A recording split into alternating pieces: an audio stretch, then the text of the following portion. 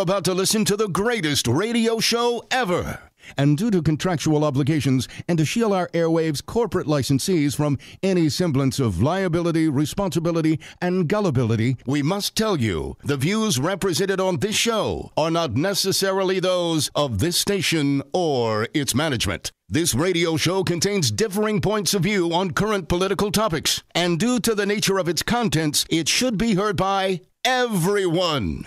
Thank you for listening. 3, 2, 1. Now live from the heart of liberal Wisconsin, where the political party is just beginning, welcome to the Devil's Advocate Show. Best friends proving it's never personal, only politics. Please allow me to introduce myself. Now here are your hosts, Dom and Kroot. Welcome to the Devil's Advocates Radio Show, the Spring Forward edition, Dom. Oh, man, this is ridiculous. I am not a fan of this whole change the clocks thing. But it's good to see you, buddy. Time very confusing to you, sir. Yes, don't like getting up and it's still dark out again. Hey, man, it's an AM daytimer radio station. I'm happy about the extra hour on the tail end of the day.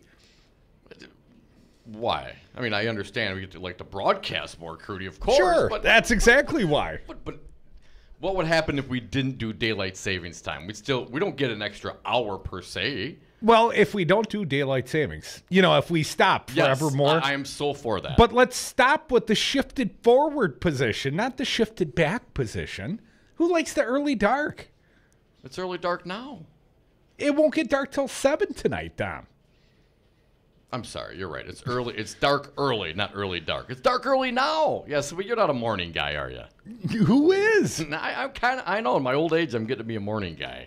Oh, man. I know. So we've wasted, like 2 minutes talking about I just think everyone crabbiness out there, over daylight savings. Agree with me that we should never, ever do this again. Why don't you move Ladies and gentlemen of the jury, I'm just a caveman. Let's talk about the big show ahead, It's the Spring Forward edition. Yay! Got fine guests joining us, although unfortunately not Congresswoman Gwen Moore. We announced her, and apparently she's sick or playing hooky, one or the other. Apparently feeling a little under the weather. Totally understand. Don't want to get sick people in here with us, but hopefully we'll get her in here real soon. Well, she'd be standing on your side. I'd be okay with it. Yeah. We miss her, but we'll look forward to hosting her again in the near future. But Dom, in the interim, still a big guest on the big docket. Scot Ross, Executive Director, One Wisconsin Now, doing a little Walker bashing with us today, I suspect. Also, I think it's her first time joining us here on Brady, Dom. Pardon me. Martha Lanning, Chair of the Democratic Party of the great state of Wisconsin. She's coming to our house, Dom. Nice. So we'll look forward to having a hell of a 4 o'clock hour. How are we going to get from here to there? Oh, plenty of news, plenty of topics. Hell, I mean, you see what happened over this weekend. It continues here in this wonderful country of ours. Dominic, I watched the Trump speech live. Stu Man, the newsman, texted me. Said, did you watch that Trump speech? We'll talk about that later. I think perhaps we should lead with the most important headline of the day, Dom. What's happening in the Stormy Daniels news? We're starting with the weather. That means there's no news. It's stormy out, Crudy. Well, there are storm warnings for the Trump administration. Here are a couple of quick headlines, a couple of quick updates. This, the most compelling of all the stories currently circulating. Stormy Daniels offers to give the hush money back. Wants to invalidate the agreement. Now, she says the agreement's been invalidated already. But just to be super extra sure, Dom, has offered to give back Cohen, because Trump claims it ain't his money, right? That's Trump's got nothing to do with this. Completely separate. It's didn't Cohen's sign personal the document. dollars. Has nothing to do with it. Doesn't even know the lady, as far as I know. So Cohen, the attorney, the very generous kind of attorney that takes a home equity line of credit on behalf of his clients. The best kind. To pay hush money for nothing in particular, but to pay hush money on behalf of Donald Trump, his client. Well, this has got to be a little bit of a tempting offer, Dom. You got to think Mrs. Attorney Cohen's not so happy about using up the home equity I'm to not finance. clear on his marital arrangements. See, guys, you keep making fun of me for just paying a bunch of money out to go and have you guys do nothing at all whatsoever. Nothing whatsoever. I'm paying money out of my own pocket to make sure that you guys don't do anything whatsoever. It's all coming back to me, guys. You laughed at me. It's coming back to me. It was an investment. You pay it forward. Let's jump into the headline. Megan Vasquez at the CNN, adult film actress. No longer is she a porn star. She's turned mainstream now. Adult film actress Stormy Daniels is offering to return the $130,000 payment she received from President Donald Trump's attorney in exchange for dissolving a so-called hush agreement. Last month, Michael Cohen said he paid $130K of his own money to Daniels, whose real name is Stephanie Clifford, ahead of the 2016 election in exchange for her silence regarding an alleged sexual encounter with Trump. But everybody else has denied the encounter, right, Don? Alleged. Both Cohen and the White House have denied any sexual encounter between the president and Clifford. Why did you pay the money then? And take a home equity line of credit to do so. Seems like a lot of steps for a non-event. For absolutely no reason whatsoever. Clifford's attorney, Michael Avante, sent Cohen a letter offering to wire $130,000 by Friday to an account designated by the president. In exchange, the settlement agreement between Clifford, Trump, and Cohen's company would be deemed null and void in its entirety. The exchange would allow Clifford to speak publicly about her allegations of an affair with Trump. Well, Dom, she's already done so. At least she did in 2011. Let's not forget the In Touch Weekly. Hell, we've already had some of these details. But also, my understanding, Anderson Cooper, they did a little 60 minutes expose, and it did not air last night. Mostly the focus on Betsy DeVos last night. Another disaster. But Stormy's already recorded this, and apparently the Trump team wants to, chill with prior restraint. This interview by Stormy and Anderson Cooper. Let me finish this one. We'll jump into that story next. White House Press Secretary Sarah Sanders said last week that arbitration was won in President's favor regarding the case. This statement is an admission that the non-disclosure agreement exists and that it directly involves Trump. It was the first time the White House had admitted the president was involved in any way with Clifford. A message left with Cohen was not immediately returned.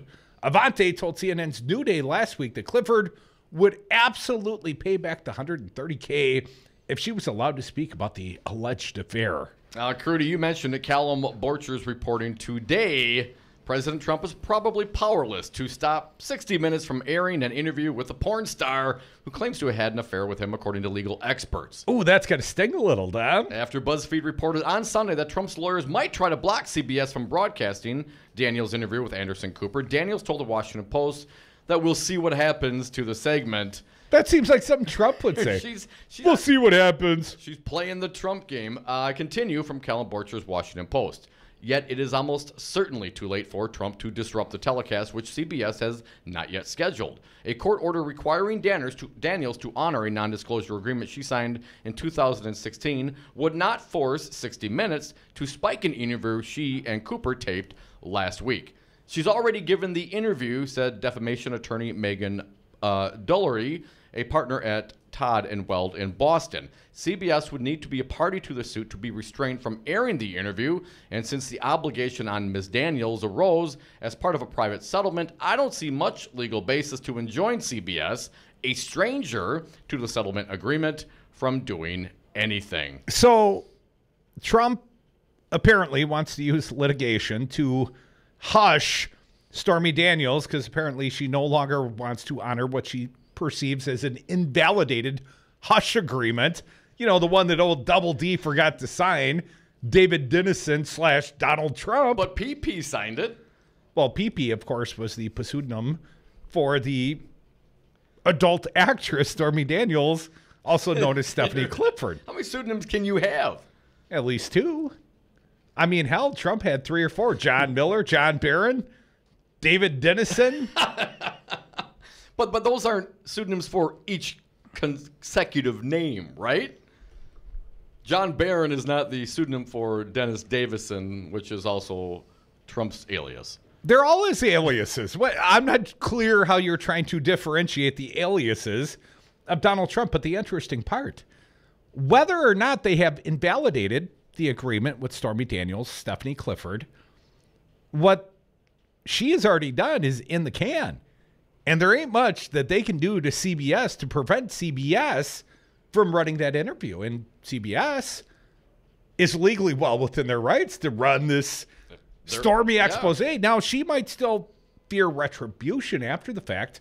My understanding, there is some sort of penalty clause in the perhaps existent or non-existent hush agreement. Was it $1 million? Like $1 million per incident. I think she could make that up. I've already heard that there are pledges of up to $10 million to help her cover, the freight if necessary. I want to see the pictures. That's what I want released. Where are the pictures, Stormy Daniels? Yes.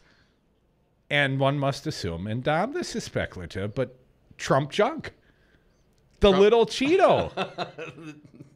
Still photos. The teeny Mussolini? Teeny Mussolini sent a photo, I suspect, of teenier Mussolini. No. Little Mussolini, the little fascist. So, I mean, it's pretty sad in America that this fine radio product has to discuss the trials and tribulations of an adult actress, Stormy Daniels. She seems a little better at this media game than Donald Trump. Somehow, I find myself rooting for the porn star at every step of this tangled transactional relationship, Dom. Well, Trump tries to, screw you behind your back. He'll stiff you later. Stormy gets screwed in public all the time. She's used to it. She's playing the game. She knows what's going on. Hell, Dom, she's moved on from actress to director. Yeah. Something to be reckoned with, perhaps. Yeah, I think, Dom, that Trump might be the next subject of a porn movie. This is getting ugly. Are we going to see Trump revealed? Is it going to be like, who's the one that married Kanye? It's got all the kids named after directions. The Kardashian. Oh, I don't know. Remember her claim to fame was appearing in a porn film? A little selfie porn film. Wow. Well, that's what thrust her into the national spotlight. I can't wait to see Stormy Takes Don to the movies. I don't know if I'd pay, but I'd certainly, watch it on the interwebs. Netflix, perhaps. Come back with us. More Devil's Advocates. Phone lines open to you. 844-967-2789. Everybody has been outplayed. If I were to guess, I have one name in mind. It wasn't true. It was a Scott Walker, Scott P. Walker. I'm Scott Kevin Walker.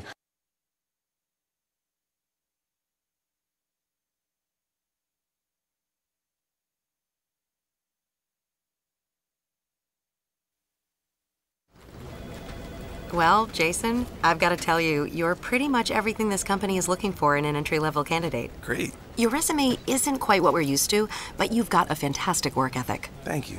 And I'm impressed by how you carry yourself. So, should we talk about the job? What? The job? Oh, sorry. Yeah, I have no way of recruiting or even meeting you. This interview didn't happen. It may sound ridiculous, and that's because it kind of is. There's a huge pool of talent your company is missing out on. Meet the grads of life. Who are they? Talent worth knowing about.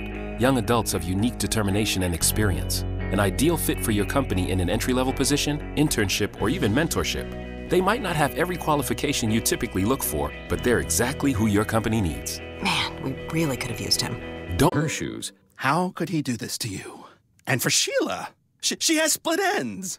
B, console her. Oh, sweetie. This is going to happen a lot. 4, maybe 5 more times before you get married. C, take charge. Got to get this all straightened out. Give a little talking to, man to man, mano a mano.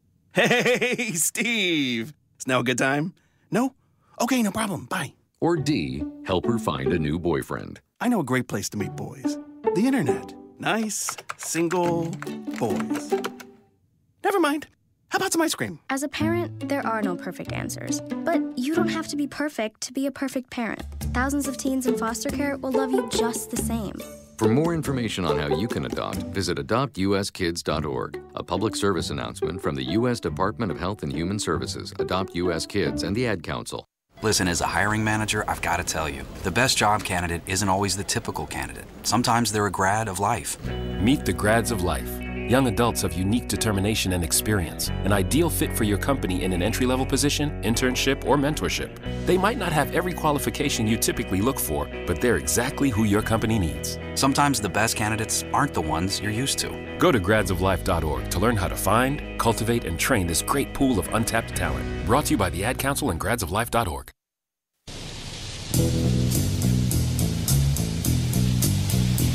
The devil's advocates may not agree on much, but funny is funny. And we are back. Thank you for listening to the Devil's Advocates radio show live on Wisconsin's Resistance Radio Network. Also streaming live on the Facebook, on YouTube, or on Twitter at Devil Radio. And the phone lines always open toll-free nationwide, 844-967-2789. Dominic, according to BuzzFeed News, Stormy Daniels will appear on 60 Minutes on March 18th. That's next week. Yeah, that's soon. Nice. Last night it was. I hope it's more than what she did with with the late night show. Jimmy Kimmel. Yeah, I mean that was a big tease. I get it. Trying to walk that fine line with whatever legal worries she has in this contract. But I certainly hope that this will be a little more in depth. As do I, Dom. I suspect Anderson Cooper would have required something more than a ventriloquist dummy, or I don't think 60 Minutes would have carried the interview. Apparently, next week. I'm not sure. I just saw them do that ventriloquist dummy with Betsy DeVos. We'll get there in a minute. Dom, this weekend, big event was held right here on Wisconsin's Resistance Radio Network. Educators Amplified. Red Dot in Wauwatosa. You were there, Dom. I listened at home on the radio over the course of the weekend. And I got to tell you, man, this was good radio, a well-attended event, very passionate, these educators, these parents. Hell, there were even students involved. How often do you hear students on the radio getting to vocalize to their educators, to their school boards, to their teachers, what's important to them? Well, Dom, I thought it was a tremendous event. We look forward to more of those big events. Thank you to our own Earl Ingram Jr. It was his show, of course, Saturdays right here with Earl, 12 to 3. And that is the time frame this fine event broadcast this most recent Saturday. And Dr. Tim Slecker from Edgewood College, the Dean of Education there, he was co-moderator. And I would say that event stands in stark contrast to the embarrassment that the Education Secretary Betsy DeVos was on 60 Minutes Sunday night. Before we jump into the sound, and we've got some sound, and why would you want to miss this flop?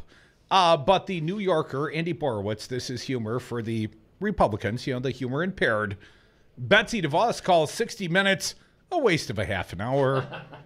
Furious about her treatment on CBS News Magazine program on Sunday night, Betsy DeVos spoke to reporters on Monday and called 60 Minutes a total waste of a half an hour.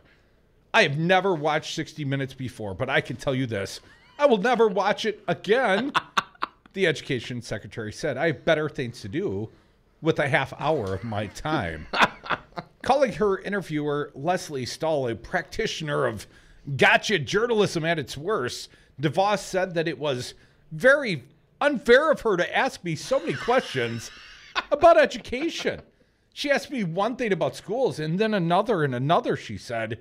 If I had to answer every question she had about schools, I would have had a bone up on education for like a month. Who's got the time? DeVos said that she was frustrated that Stahl neglected to ask her about any of her really good ideas for the nation's schools, such as purchasing guns for teachers with money that's currently being wasted on books.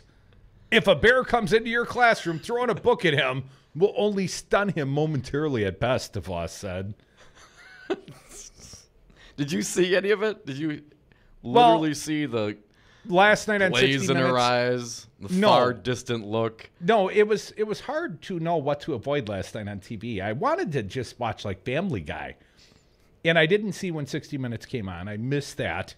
But instead of Family Guy last night, my understanding, Stewie came out of the closet. It was a historic episode, even if Stewie's only 1 year old. At least he's sexually aware.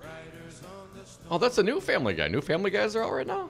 Apparently there right. was, at least according to Raw's story. I missed it because on our local Fox News affiliate, CBS has the 60 Minutes. Soon to have Stormy. Last night, Betsy DeVos. But on Fox, they had, what, OJ's maybe sort of confession from a decade ago? If the glove does not fit? I probably stabbed Nicole Brown Nah, Simpson. that doesn't rhyme. That doesn't something work. other than gloves. I didn't watch that either, Tom. I neglected. I watched John Oliver last night. That was all the politics I got. You know what he talked about mostly? Bitcoin. Oh, no. A lot of Bitcoin. Come back with us. No Bitcoin, I promise. Devil's Advocates right here on Wisconsin's only Resistance Radio Network.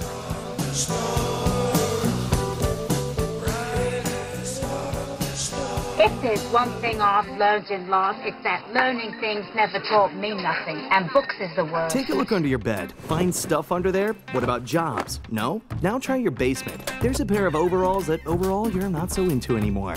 A perfectly good laptop that hasn't sat in your lap in months. And even more stuff, but still no jobs? Well, you really have both. See, stuff is defined as household articles considered as a group. Sometimes this stuff is no longer needed. Wait, no longer needed? That can't be right. Because remember those jobs you were looking for? Those are really needed, and they're the stuff inside your stuff, even inside that winter coat that moved with you to Phoenix. Our job is to unlock those jobs, and it starts when you donate your stuff to your local Goodwill. Here's how we do it. When you donate to Goodwill, we sell your stuff to provide job training for people right here in your community. So just by teaming up with Goodwill, you help create jobs. And isn't that worth parting with the leftover keytar from your 80s cover band? Goodwill. Donate stuff, create jobs. Find your nearest donation center at goodwill.org. A message from Goodwill and the Ad Council. You are listening to 1510 AM WRRD Waukesha, Milwaukee, and 1580 AM WTTN Columbus, Wisconsin's Resistance Radio Network.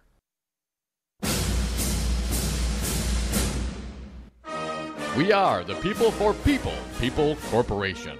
We are a registered 501c3, totally legit. What do? We take your uncapped, dark money, tax-deductible donations, private or corporate, always anonymous, and we turn it into free speech. You know, educate Wisconsin through advertising, which may or may not be in coordination with the candidate. Isn't that illegal? It should be, but it's not under Wisconsin law, thanks Governor Scott Walker. Politicians in Wisconsin are beholden to the millionaire and billionaire sugar daddy and sugar mamas that finance their campaigns. Time to make them beholden to we the people for People Corporation. Give your tax-deductible donation to the real patriots, the People for People Corporation, P for ppc.org, P, the number 4, ppc.org. Do you own a rental property, or would you like to partner with a rental investment team? Call the pros you can trust at CCL Management.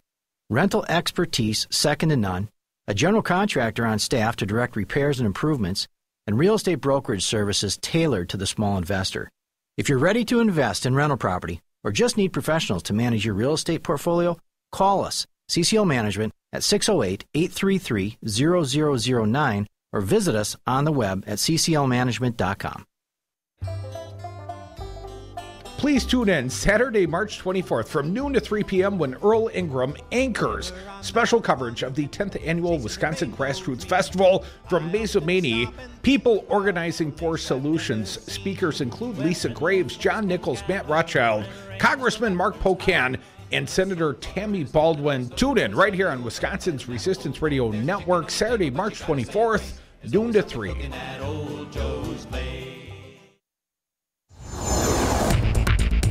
For Wisconsin's Resistance Radio Network, I'm Stu Daniels with your headlines. The apartment building in Beaver Dam that was damaged by an explosion a week ago will be intentionally burned down on Wednesday. Also on Wednesday, on the 1-month anniversary of the Florida school shooting, students, teachers, school administrators, parents, and allies all across the nation will take part in the National School Walkout to protest the lack of action by Congress on gun violence. The walkout begins at 10 a.m. and will last for 17 minutes. Wisconsin's Supreme Court election is 3 weeks from tomorrow. Make sure you are registered and make sure you know the location of your polling place. And the Bucks go down to Memphis tonight to take on the Grizzlies.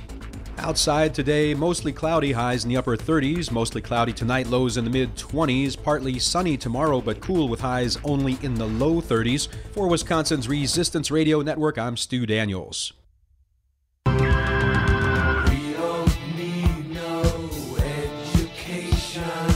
The Devil's Advocates. Political commentary from the back of the class. Welcome back to the Devil's Advocates radio show. Spring forward. Kids are tired getting them for school this morning. Not just the kids, man. My elder son, he got fooled, though. He was, like, ready to go early this morning. And I'm thinking, that doesn't make any sense either. You got an hour earlier than the time when you normally will not get up for school. So one got confused to the better. See, I'm telling you, it's just not right. It's not. Ban daylight savings, says Dominic. Yes. Are you with me, Crudy? In all forms of education, says Betsy DeVos. Well, unless they're private and paid for. Unless we can stick it to the taxpayer dollars. Charter schools. I mean, hell, Dom. Betsy DeVos. What's her history? Basically, it's been advocating for charter schools that I think her family benefits from directly. And she, of course, based in Michigan. The DeVos families poured tons of money into Michigan. Hell, they poured tons of money into Scott Walker's campaign. Mm-hmm. But last night she went on 60 Minutes and seemed somewhat ill-prepared to represent the Department of Education. Hell, she seemed somewhat ill-prepared to defend herself. I don't know if she could have fought her way out of a paper bag last night, Dom. I was waiting for her to say, well, if you have one student and they bring 3 of their friends, and each one of those students brings 3 of their friends, and they all pay, and it rolls up and it looks like a pyramid. But here's what Philip Bump said in the Washington Post. Betsy DeVos was picked to run the education department largely to continue the work she had embraced through her philanthropic work, advocating an expansion of charter schools. Hers was the most controversial cabinet nomination by President Trump, requiring Vice President Pence to cast a tie-breaking vote confirming her for the position. That controversy had many causes, but a significant one was that many in the education community were concerned about turning over the department to someone who advocated transferring scarce public funding to what amounted to educational experiments. Which is to say that DeVos should, by now, be very aware that her advocacy of charter schools is contentious, to understate it a bit. Meaning, by extension, that when being interviewed by one of the most established television news programs in the country, she should be able to defend her position. Yet, when interviewed by 60 Minutes for a program that aired on Sunday, she wasn't. Now, did they pre-tape that interview? Do you think she was proud of herself? Do you think she knew it really wasn't going to be a very good interview? Did she warn Trump? Yeah, it kind of flopped. I'm not clear if she had that Leslie Stahl. She's so tricky. She has. I'm not clear whatsoever. She seems very, I guess, flighty. Oh, I thought you were going to say dumb. Perhaps both. I wouldn't characterize it as such, but perhaps being rich, I guess, helps you in education. I mean, don't you? How is she? Why is she in this position? Other than the fact that she married into what? The Amway fortune. And she is an advocate for charter schools. And her brother, Eric Prince, founder of Blackwater, apparently is tied in pretty directly with allegations against Donald Trump and creating back channels with the Russians. Well, let's not forget he's one of the biggest mercenary suppliers to the U.S. government. The guy's a merc.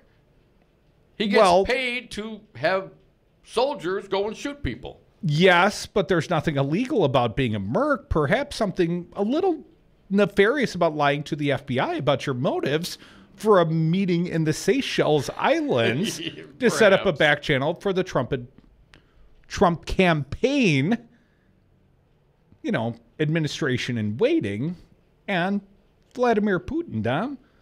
Apparently Eric Prince, not the honest sort. Well, so what? So Betsy gets the education job because she's advocated for voucher schools? I'm not clear what sort of incestuous thing is going on here. I mean, Trumps only know how to hire amongst their own. Rich, dumb, and family, Dom. Always keep it in the family. Well, you gotta. Let's hear some of this. We're gonna bounce around a little bit here, Fancy Brian. Betsy DeVos, Education Secretary, talking about arming teachers. Cut 81, please. That should be an option for states and communities to consider.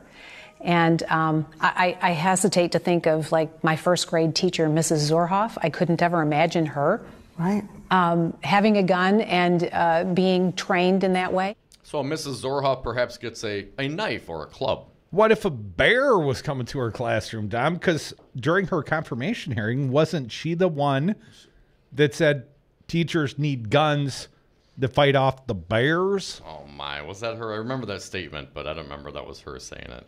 Oh, we'll double check that. Let's keep going. Betsy DeVos. You doubt my memory? Once in a while. I don't doubt you very often. Betsy DeVos, yesterday cut number 82. We have invested billions and billions and billions of dollars from the federal level, and we have seen zero result. Zero results? Like, not one single result. Zero. Nothing has happened. Entire waste of money, according to Betsy DeVos. You know, that public education. Hell, if you can't pay for a good teacher out of your own pocket, your kids don't need to be educated. Let's keep going. Betsy DeVos, what about the schools? Cut 83. I hesitate to talk about all schools in general because schools are made up of individual students attending them. Thank you for that. Are the schools in Michigan any better, Betsy DeVos? Have the public schools in Michigan gotten better? I don't know. Overall, I can't say overall that they have all gotten better. The whole state is not doing well. Well, there are certainly lots of pockets where the students are doing well. Hot pockets. Where are the students doing well? I mean, in the hot pockets. Did she even prepare at all for this interview whatsoever? I mean, Michigan's her backyard. Leslie Stahl, great point. This is your backyard. How are things going? I mean, here in Milwaukee and Wisconsin, we've had the great experiment going here for quite some time. 25 years or more. At what point? It's like people talking about Colorado. Well, let's wait till see what happens in Colorado with legal weed. Well, all right, we've been doing this for 25 years. What are the stats? What are the studies? What does it look like? It doesn't seem to be working to me. Dom, briefly, just to demonstrate I am always right. Washington Post, if you're paying attention at all to the controversy surrounding the Senate confirmation of Michigan billionaire Betsy DeVos as education secretary in President Trump's administration, you probably know these things. 1, she's a billionaire. 2, she supports charter schools and vouchers. 3, she said that schools should be allowed to have guns to protect from potential grizzlies. See, you're right, man. And 4, she never went to public school. Neither did her children.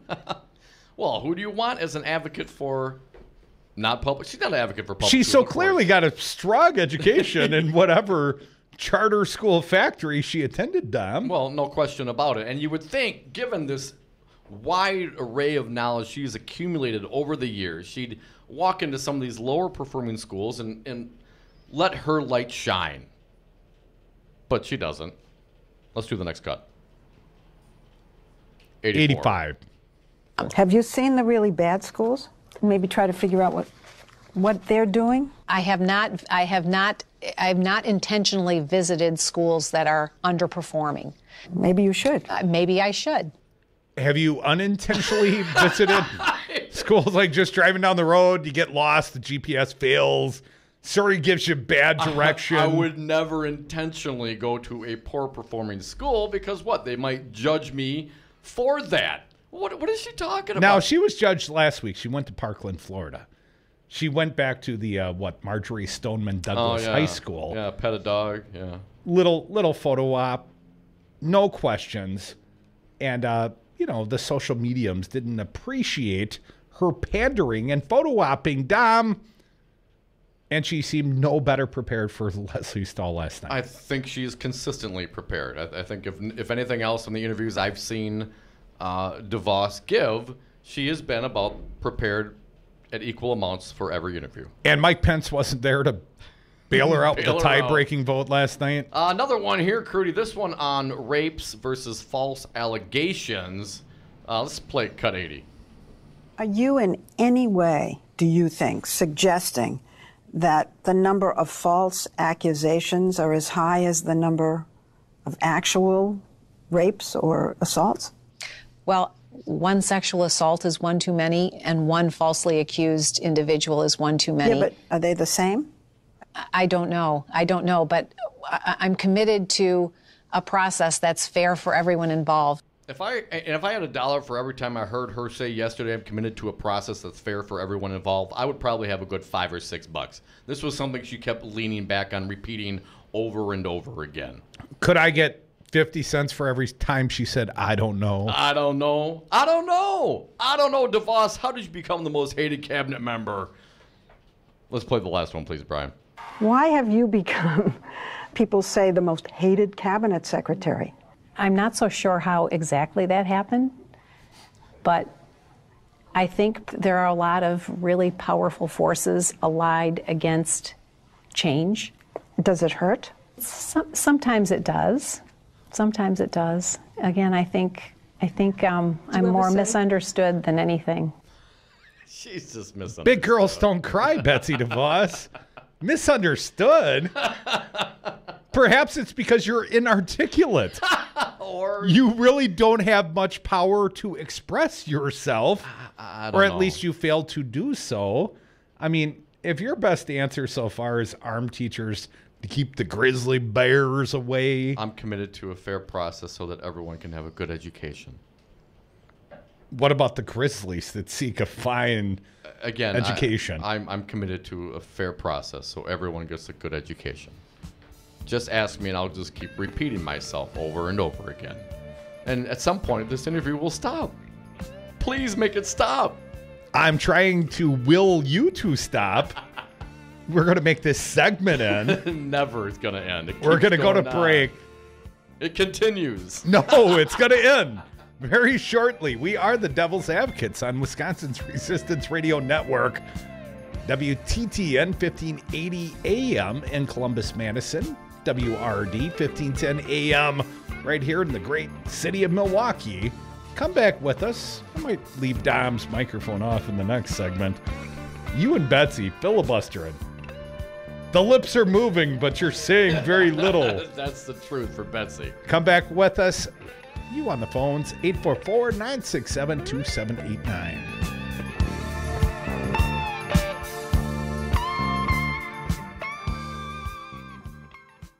I went to better schools than they did. I was a better student than they were. I know.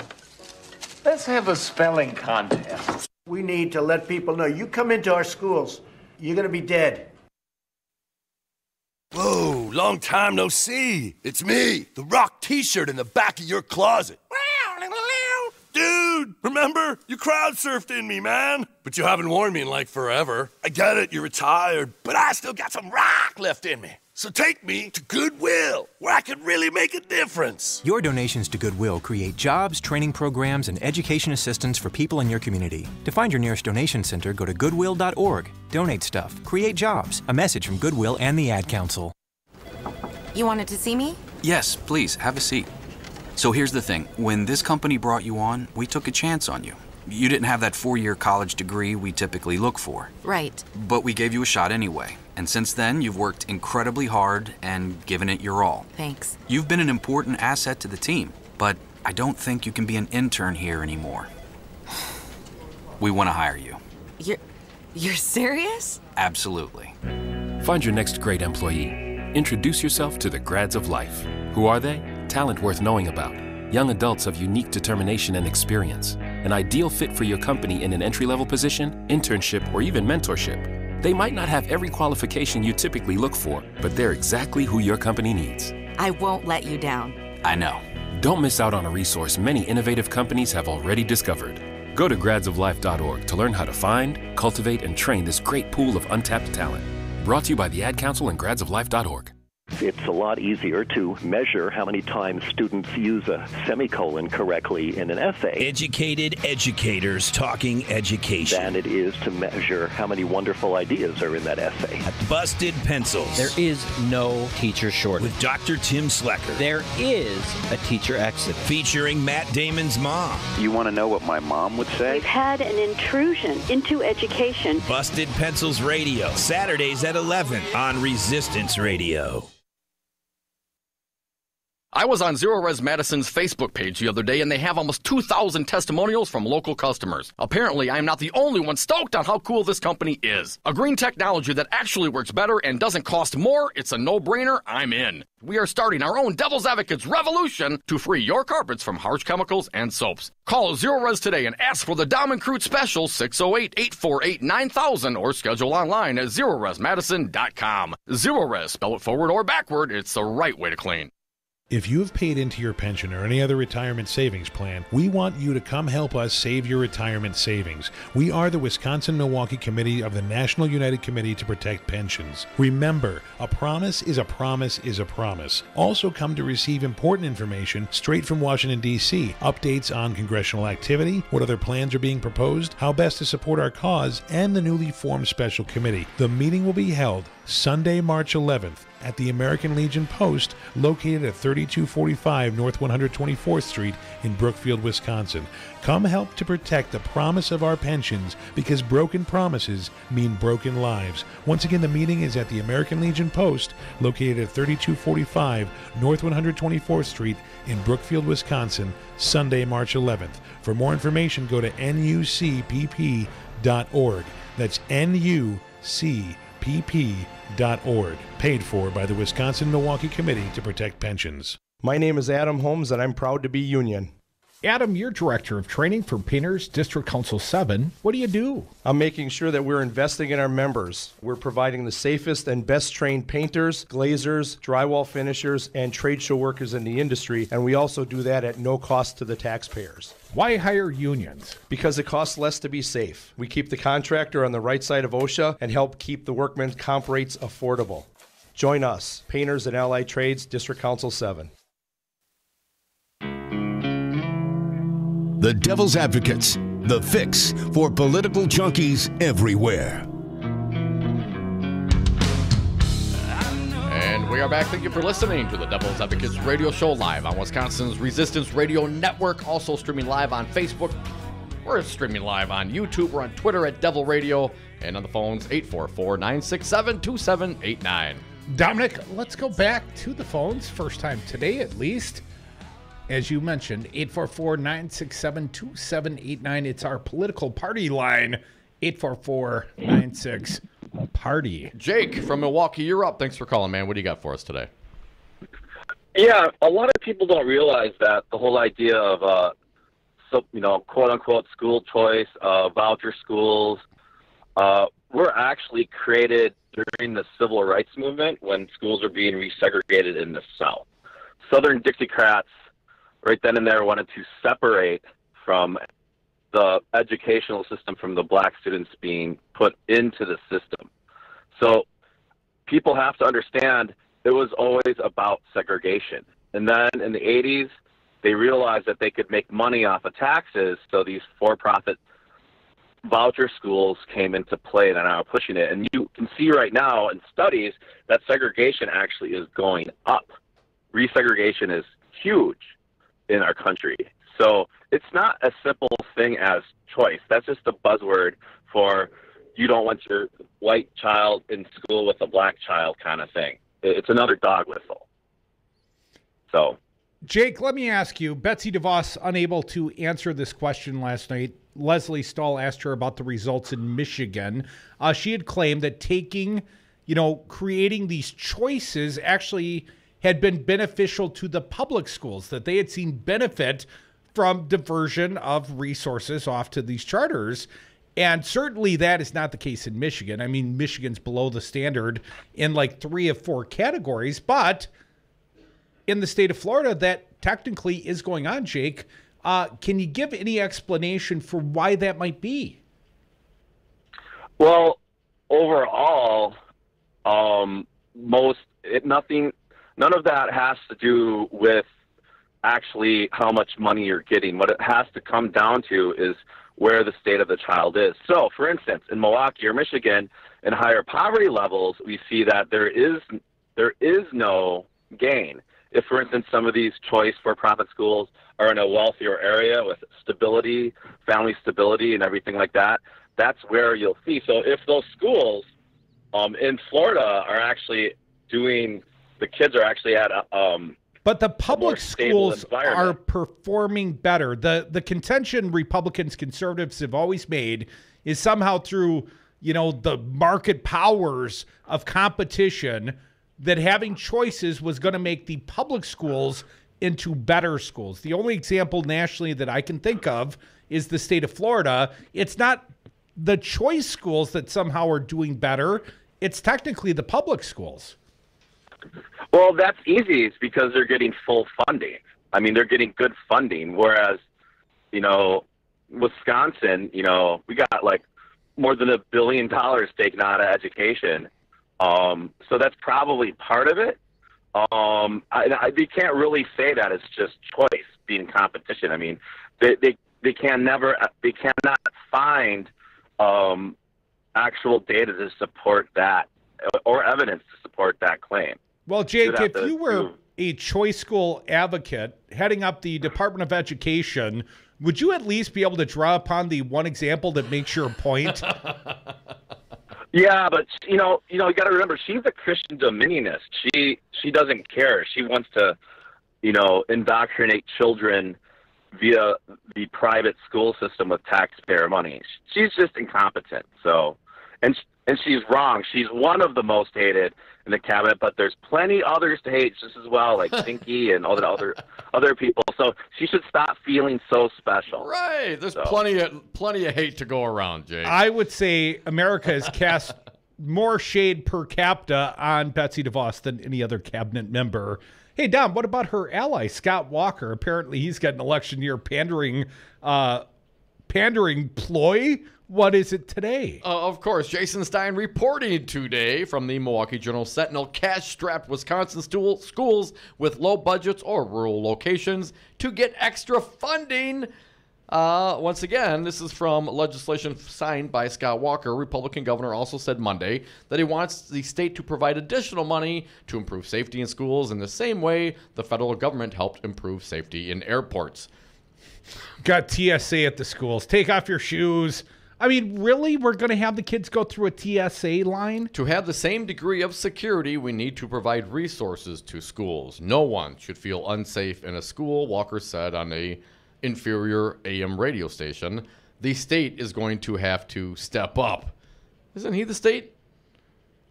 Democrats have also backed allowing schools to raise money for safety improvements, but they say the state should pair that with gun control measures. Both Democratic lawmakers and Walker have opposed proposals from some other Republicans to let teachers carry guns. The bill signed by Walker Monday, AB 835, will provide $6.5 million more for schools. Whoa, could ya? I mean, it's a lot of money for a private citizen, but statewide, that ain't a hell of a lot of money. That's a drop in the bucket. For schools in sparsely populated rural areas, it will also allow an estimated $15.6 million more for districts with the tightest budgets, with some of that money coming from higher property taxes.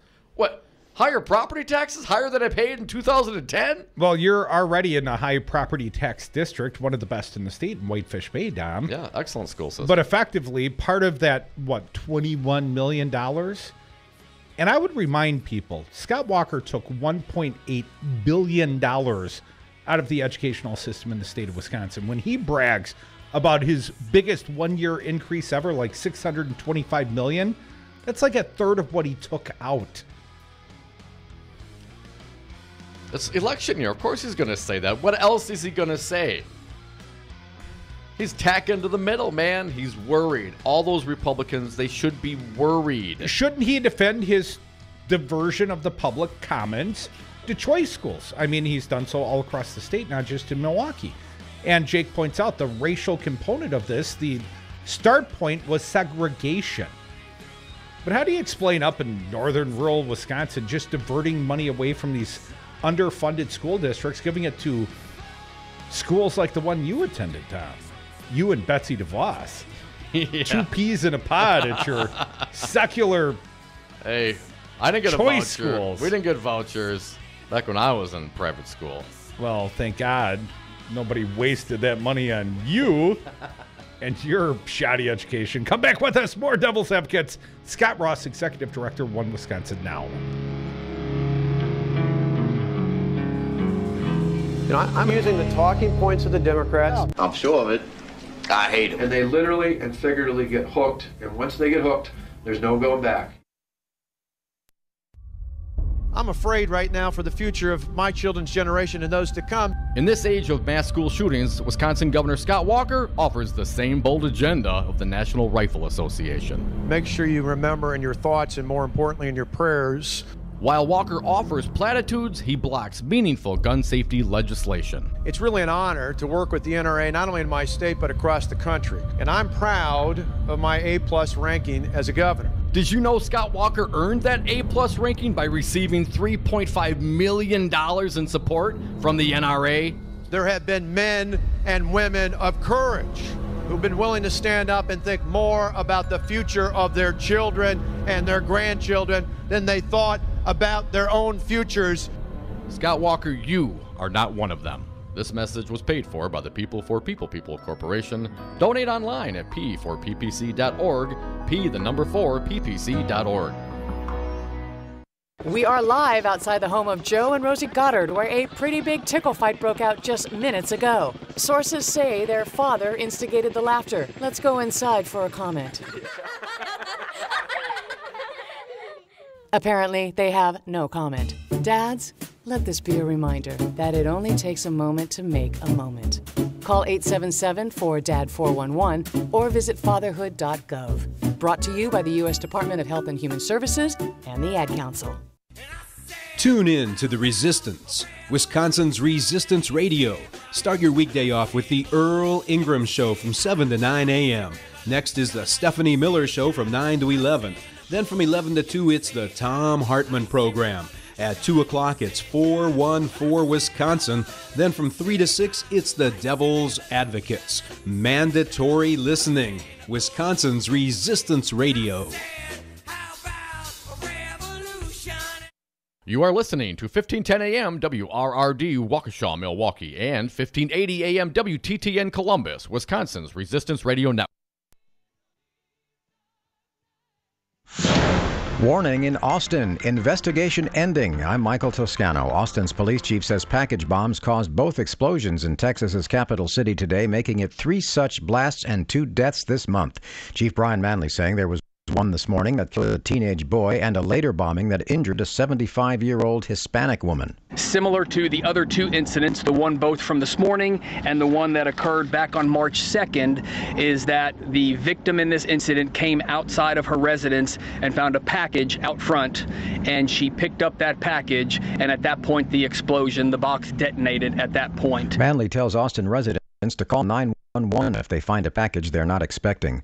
There's word from some Republicans on the House Intelligence Committee that they've decided to end a crucial part of its investigation into Russian election meddling. Manu Raju tells us what he's hearing. We expect Republicans later today to announce that they are done with interviewing witnesses as part of this Russia investigation that has gone on for more than a year. This House Intelligence Committee has been riddled with partisan strife almost from the beginning.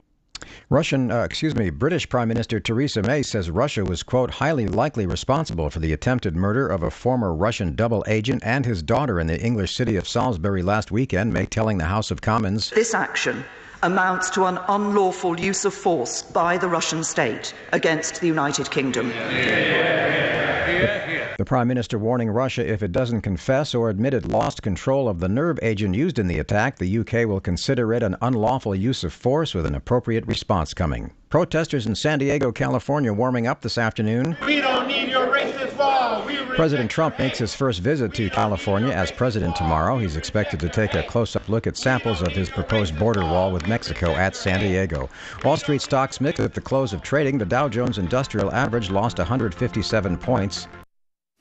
Hello, I'm State Senator LaTanya Johnson. Making sure Wisconsin residents continue to have equal and fair access to voting is very important to me. Here are some key things you should know. Wisconsin requires a photo ID, and chances are you already have what you need to vote.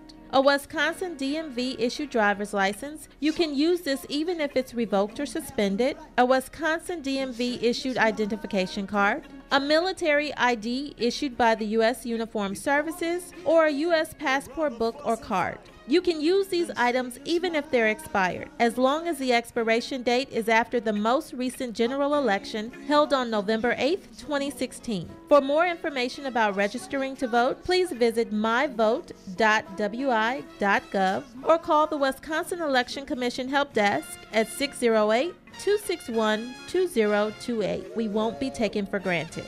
This message was brought to you by WRRD 1510 AM. Zip, keyword talk. Education Secretary Betsy DeVos is taking heat after her interview with Leslie Stahl last night on CBS's 60 Minutes. Dave Briggs has details. DeVos is a longtime advocate of school choice, using public money to offer parents alternatives to traditional public schools like charter and voucher programs. DeVos says alternatives drive public schools to perform better, but she had no answers when asked if school choice was successful in Michigan. I don't know overall. I can't say overall that they have all gotten better. The whole state is not doing well. Well, there are certainly lots of pockets where the students are doing well. Have you seen the really bad schools? Maybe try to figure out what they're doing? I have not intentionally visited schools that are underperforming. Maybe you should. Maybe I should, yes. DeVos eventually acknowledged public schools in Michigan need to do better. Correspondent Dave Briggs. I'm Michael Toscano.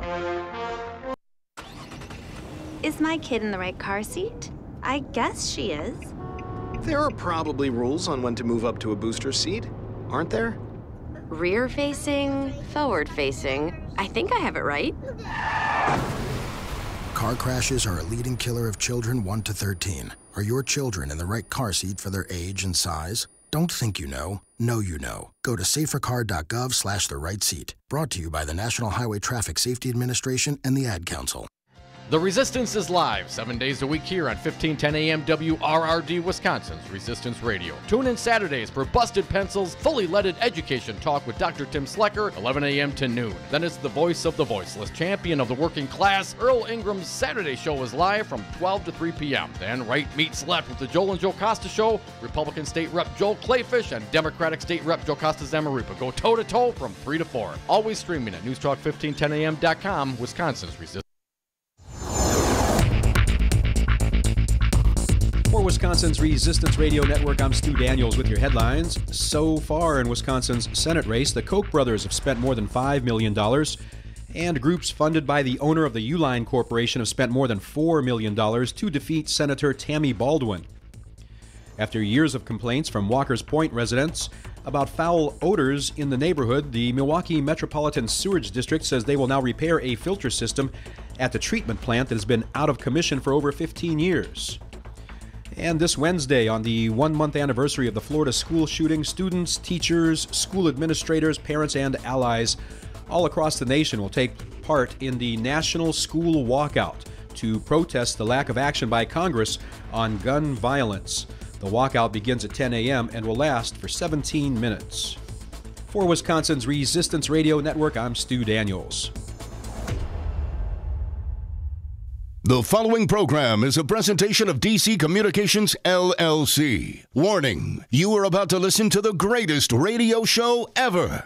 And due to contractual obligations and to shield our airwaves' corporate licensees from any semblance of liability, responsibility, and gullibility, we must tell you the views represented on this show are not necessarily those of this station or its management. This radio show contains differing points of view on current political topics, and due to the nature of its contents, it should be heard by everyone. Thank you for listening. 3, 2, 1.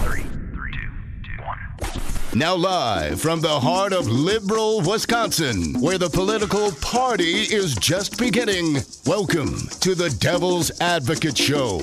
Best friends proving it's never personal, only politics. Please allow me to introduce myself. Now here are your hosts, Dom and Crute. Welcome back. Hour 2 of the Devil's Advocates radio show. Dominic, we got a fine guest joining us right now live via phone. He's Scot Ross, Executive Director, One Wisconsin Now. He's a friend of ours. Scott, welcome back to the show. Hey, good afternoon, gentlemen. Hey, Scott. Hey, Scott. Let's start our conversation today talking about the National Rifle Association. Trump got up this morning and sort of backed off all his big, bold statements about what he was going to do, claiming others were fearful of the NRA. Apparently, he's somewhat fearful of the NRA.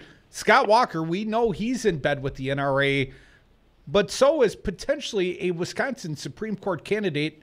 Who do I reference, Scot Ross? Yeah, no, I mean, top to bottom, the Republicans here in the state of Wisconsin are locked and loaded for the National Rifle Association, and that certainly extends to the current darling of the right, Supreme Court candidate Mike Screnick, who actually got his endorsement by the NRA on the day of the Parkland shooting, actually. And, Scott, my understanding, he's now disclosed. To your impression, what sort of promises did Screnick make to the NRA to garner that endorsement? Well, what I'd say is this. The NRA sent letters to all three of the candidates who were running for Supreme Court saying, send us back an electronic PDF file so that it can't be altered, and send back a letter as to why they're going to uphold gun rights. And Screnick got the endorsement. He refused to release the content of that PDF and then refused flat out to release the PDF, instead copying and pasting some paragraphs on Twitter and claiming that he had released the information. And so that's what, so we will never know what he promised the NRA to make them say that he has vowed to protect their agenda. And we're just not going to know that. And that is what it is. What about Scott Walker? Back in 2012, I believe after Sandy Hook, Scott Walker advocated for arming teachers. And now we've heard Donald Trump, he's advocating to, earlier today, is still advocating for arming teachers. Why the bridge? Why is suddenly Scott Walker not in bed with the President of the United States anymore? In fact, Scott Walker parting ways, at least minutely, with the NRA on this topic, and even parting ways from his own prior ideology. Scott, it just tells me it must be another election year. Absolutely. Scott, the way that Scott Walker deals with things in an election year is completely different than the way he deals with things, when he is not running for re-election, which is actually not that often. He will say anything. He will do anything. He's been doing this for 25 years. And he's already, one thing we discovered today, he's taken down all the old campaign videos that he used to have. Like, for instance, the video in 2014 where he looked at camera and said, I believe that, decisions about a woman's health care is between her and her doctor, and then the following year he signed the 20-week abortion ban in. This guy, he will say and he will do anything to try and win an election. But he's a smart guy when it comes to campaign politics, and he knows that the enthusiasm is with Democrats. Big time, capital B, capital T, and so he is going to now try and pretend he's a moderate, and it ain't going to work. I think he is in big, big trouble, and I think you can see it in that he's already, usually the pandering to the center comes around August, September. Yeah. We have it. This is March. So he's really worried. Sprung forward. Folks, you're listening to the Devil's Advocates radio show on Wisconsin's Resistance Radio Network. Our pal, Scot Ross, Executive Director, One Wisconsin Now, joins us on the phone. Now, Scott, I'm with you. I would think that the governor should be a little worried given what's going on in the tenor in this country right now. But hell, he just won an award for what? Open government? Help me understand this one, please, Scott. Look at you guys. You guys are just trying to get me going, aren't you? Yes, he won an award. He was awarded by the Wisconsin Freedom of Information Council, an award they call their POPI, I think, for open government from a politician. And I I have a lot of good things to say about the Wisconsin Freedom of Information Council. I think that they do some really, really important work.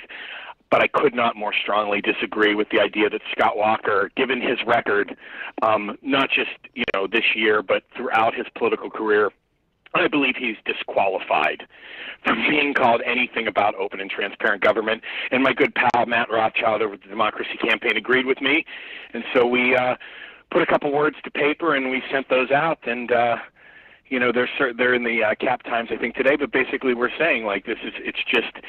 When you think about all the different things that Walker did over the years, when you think about the secret router, when you think about the fact that he tried to, that we've never been able to find out who visits his mansion, he's obviously never revealed the $447,602 donation, who approved that for his criminal defense fund. Somebody out there said, yes, you can have my money for that. He has never revealed that. Will continue to push to get him to have to answer that question. So just sort of top to bottom, the guy has been nothing but a craven coward when it comes to allowing people access to records that we deserve because we're taxpayers and we're financing his operation. And so I strongly disagreed with the Freedom of Information Council on that particular choice. Well, Scott, there's a few more examples I wanted to make sure you had not forgotten about. Did he not also try to eliminate the Wisconsin idea, the pursuit of truth? And I believe it was the 999 addition to the budget, the 13th hour edition, on the 4th of July holiday weekend that would have totally, exempted lawmakers from open records requests here in the state of Wisconsin? I mean, hell, there was so much pushback, even the Republicans had to backtrack on that proposal, Scott. Well, I'd respond to your response with this response, and that response would be, this is the guy who said, he signed the law so that you don't have to require who the name of an employer for donations over $100 for people giving, money in the state of Wisconsin, which is one of the reasons we had always been considered in part a transparent and open state when it came to that. He got rid of that. He has just been, he's made it hard to track where money goes, comes in and out as far as campaigns go. He has, drug his feet when we have had so many open records requests. And, that's one of the things that we asked, that we were asking in our piece, which was, have these folks over at the Wisconsin Information Council never tried to get records off this guy? And I know there were some who had, but certainly it couldn't have been a majority because nobody who has tried to deal with open records related to Scott Walker could think of him as anything remotely deserving of an award for that. Scott, my understanding, Walker has released a number of open records regarding Foxconn. But Scott, my question of you, do you think we've seen both sides of the cocktail napkin that the deal was drafted on? Well,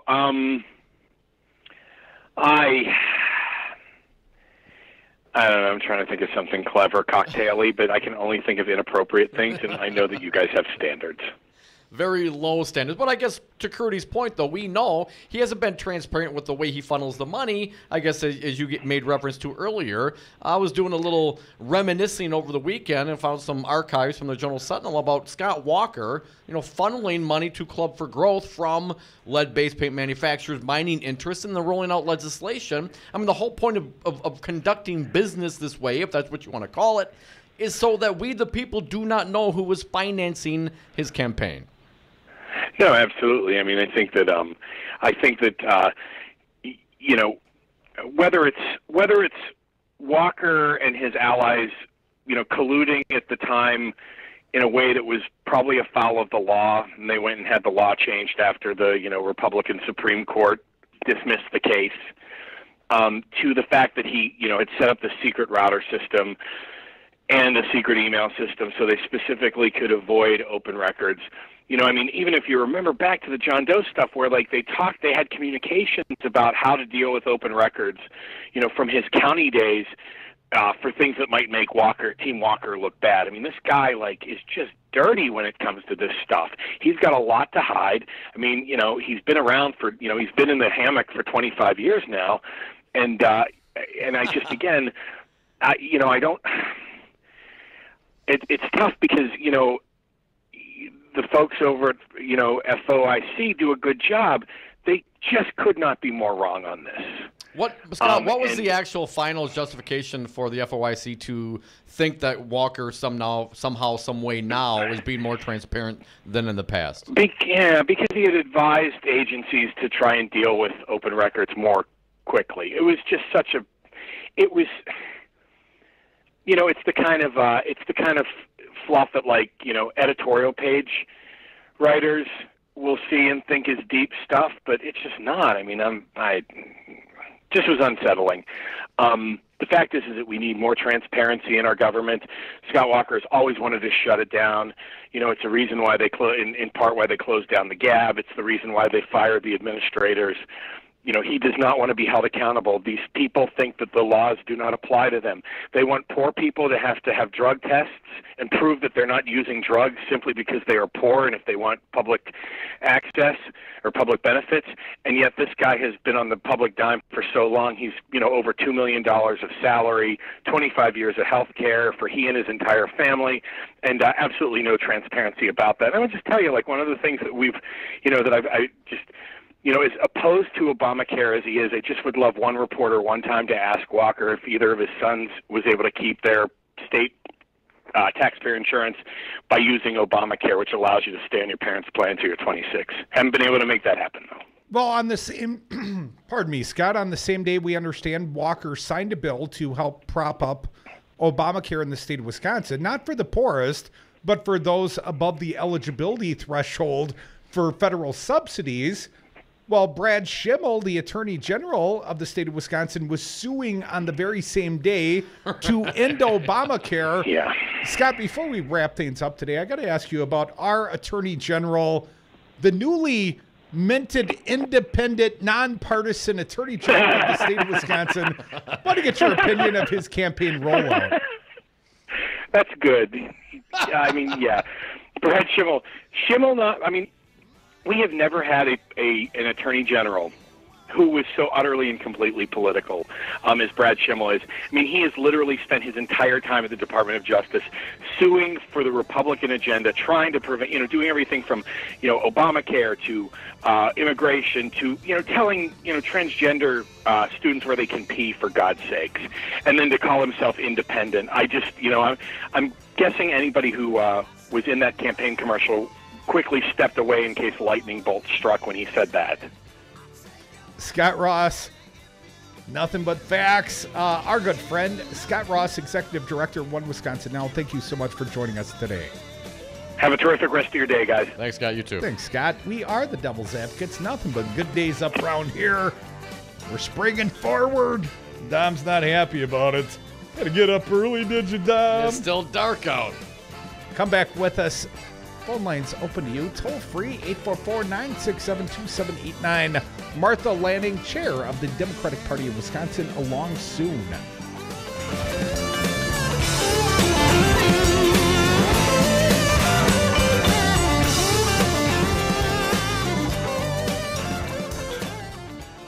It's really an honor to work with the NRA, not only in my state, but across the country. And I'm proud of my A-plus ranking as a governor. It's a major award. Only in the forest can you see this. And this. And this. But nothing beats the moment you see that. Cool! That's your child's eyes opening up to a world of possibilities. I didn't know it could do that! Because one trip to the forest can spark a world of difference. There are some moments only the forest can inspire. Find yours at discovertheforest.org.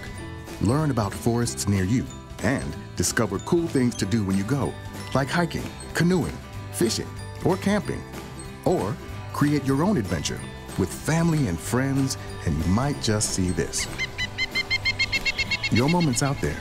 Find it at discovertheforest.org. That's discovertheforest.org. Brought to you by the U.S. Forest Service and the Ad Council. Everybody buckle up. Mom. Buckle up. Let's go. Buckle up. We go to the store? Mom, can we get some ice cream? Everybody, buckle up. A lot goes on in the car, but you're in control. So only move when you hear the click that says they're buckled in. Never give up until they buckle up. Learn more at safercar.gov/kidsbuckleup. A message from the National Highway Traffic Safety Administration and the Ad Council.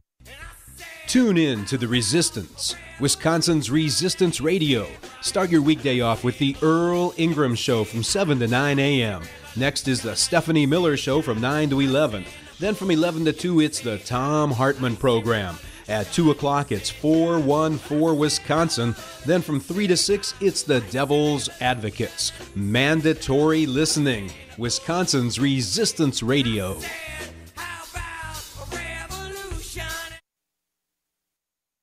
Hi, I'm Crudy. I'm here with Bill Carroll, president of Teamsters Local 344. Bill, why are you union? Teamster strong. Well, Crudy, our strength comes from our membership. The Teamsters are North America's strongest labor union with 1.4 million members. Bill, what does the Teamsters do for the next generation? The same thing that the Teamsters have done for the last 100 years, assisting groups of workers in negotiating improvements in their wages, hours, and working conditions. Where do people go if they want to know more about the Teamsters, more about joining the union? There's 3 easy options. They can call Local 344 at 414-258-4545. They can contact us through our website. That's local344.org. Local, the number is 344.org. Or they can contact us through the Local 344 Facebook page. Be union strong. Join Teamsters 344. Be like Crudy. Be like News Talk 1510 AM. Stand with the unions. Join the Teamsters. Local344.org. Have a drink at Regano's Roman Coin. This neighborhood corner tavern is as classic as the street it occupies. Family owned and operated since 1966, Regano's Roman Coin is located in a former Pabst Tide House on historic Brady Street, serving an array of craft beers with a focus on Wisconsin breweries. Also, weekly drink specials, trivia on Wednesdays, seasonal sporting events, parties hosted for all occasions, and pet friendly. Open 11 a.m. Tuesday through Friday, 10 a.m. Saturday and Sunday, closed on Monday. Regano's Roman Coin, Milwaukee's pet friendly, cash only order and classic corner tavern. It's important to buckle up your kids. I know. Sometimes car seats can be complicated. I know. And if your child's in the wrong seat and you get into a crash, I know. it could lead to a serious injury. I know. So you're 100% sure you have the right car seat for your child's age and size? I don't know. Don't think you know. Know you know. Car crashes are a leading killer of children 1 to 13. Make sure you have the right car seat. Visit safercar.gov/the-right-seat. A message from the National Highway Traffic Safety Administration and the Ad Council. When they go low, we get high. Dom and Krutz are the Devil's Advocates. And we are back from the 420 break. Thank you so much for listening to the Devil's Advocates radio show, live on Wisconsin's Resistance Radio Network, streaming live on Facebook, on YouTube as well, also Twitter at Devil Radio, and the phone lines 844-967-2789. Thank you, Scot Ross, Executive Director, One Wisconsin Now. We look forward to hosting Martha Lanning, Chair of the Democratic Party of Wisconsin, next. But Dom, a little plain talk from Dave Zweifel at the Cap Times. Slippery Scott is at it again. We have been watching a fine-tuned career politician at work these past several months. His name, of course, is Scott Walker, who has spent nearly every day of his adult life on the public payroll, first as a legislator, then as Milwaukee County executive, and now the past nearly 8 years as the governor of Wisconsin. Notice how clever he is. I don't call him Slippery Scott for nothing. When he became governor in January 2011, his first act was to reduce the funding of the state's education system by a total of $1.8 billion. $800 million from public schools, $250 million from the UW, and a reduction in the amount schools could collect from property taxes, equaling another $800 million. Now that he's running for re-election in what could be a tough political year for Republicans, he proposed and the legislature approved a $639 million increase in K-12 funding for 2017-19, the largest increase, he brags, in the state's history. And even though education funding is still below what it was back in 2010, what a ready-made issue for campaign ads and stump speeches. Forget about the $1.8 billion cut. Walker will trumpet the largest education increase in history. Very clever indeed. Then there's the Affordable Care Act. From the day Walker took office, he's done his best to sabotage Obamacare. He was one of several Republican governors who turned down federal money to expand Medicaid, a feature of the ACA aimed at lowering premiums. He badmouthed everything about it and backed the repeal and replace Republicans. When Donald Trump became president, he cheered when Trump signed executive orders to undermine the insurance exchanges and create uncertainty in the marketplace, all combining to raise rates. But as election time nears, Walker has suddenly seen the light. Like a gallant knight riding to the rescue, he now hopes to be seen as a savior, putting aside $200 million to stabilize the market for those who use the insurance exchange in Wisconsin.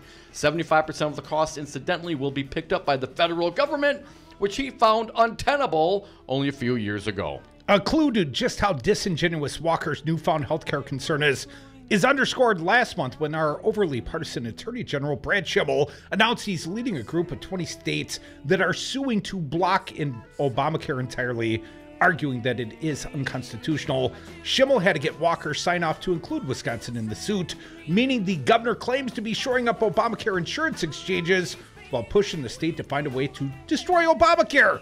They couldn't do it in Congress, so Schimmel is hoping to do so through the back door.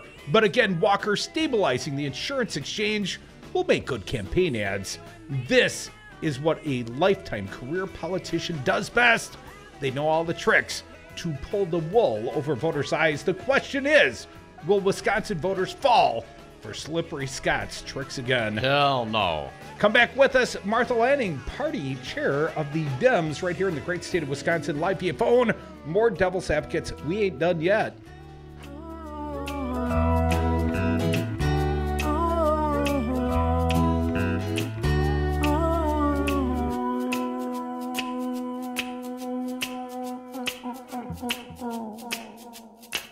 You know, I'm using the talking points of the Democrats. Scott Walker. Everything you always wanted in a governor. And less. Wanker. Music is a bridge between the material and the spiritual. My name is Harvey Lauer, and I'm 82. As a blind person, you have to be aware that nobody can tell you what you can or can't do. You really have to try things. My folks got me a little radio in 1940, and that was the best Christmas present I ever got. When I was 11 years old is when I started to play music, play the piano, and then the accordion, and then the cello. My wife, who was also blind, was a good cook. When she died, that's when I started Meals on Wheels. America, let's do lunch. 1 in 6 seniors faces the threat of hunger, and millions more live in isolation. Drop off a hot meal and say a quick hello. Volunteer for Meals on Wheels by donating your lunch break at americaletsdolunch.org. This message brought to you by Meals on Wheels America and the Ad Council.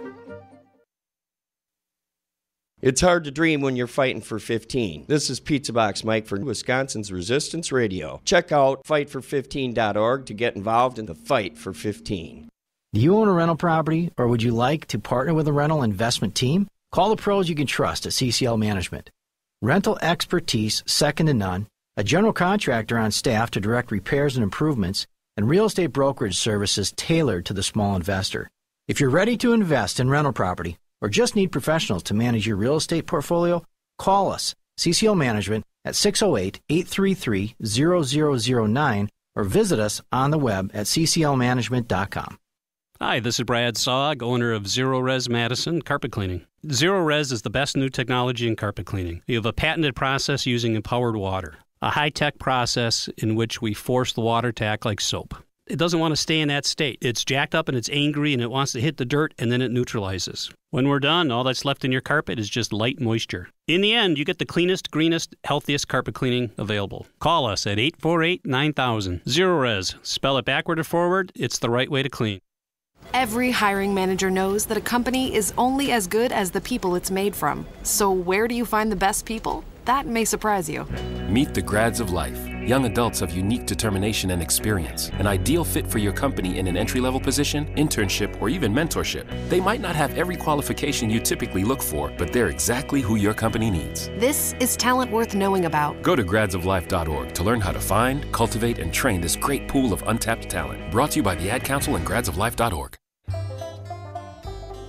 Please tune in Saturday, March 24th from noon to 3 p.m. when Earl Ingram anchors special coverage of the 10th Annual Wisconsin Grassroots Festival from Mazomanie, People Organizing for Solutions. Speakers include Lisa Graves, John Nichols, Matt Rothschild, Congressman Mark Pocan, and Senator Tammy Baldwin. Tune in right here on Wisconsin's Resistance Radio Network, Saturday, March 24th, noon to 3.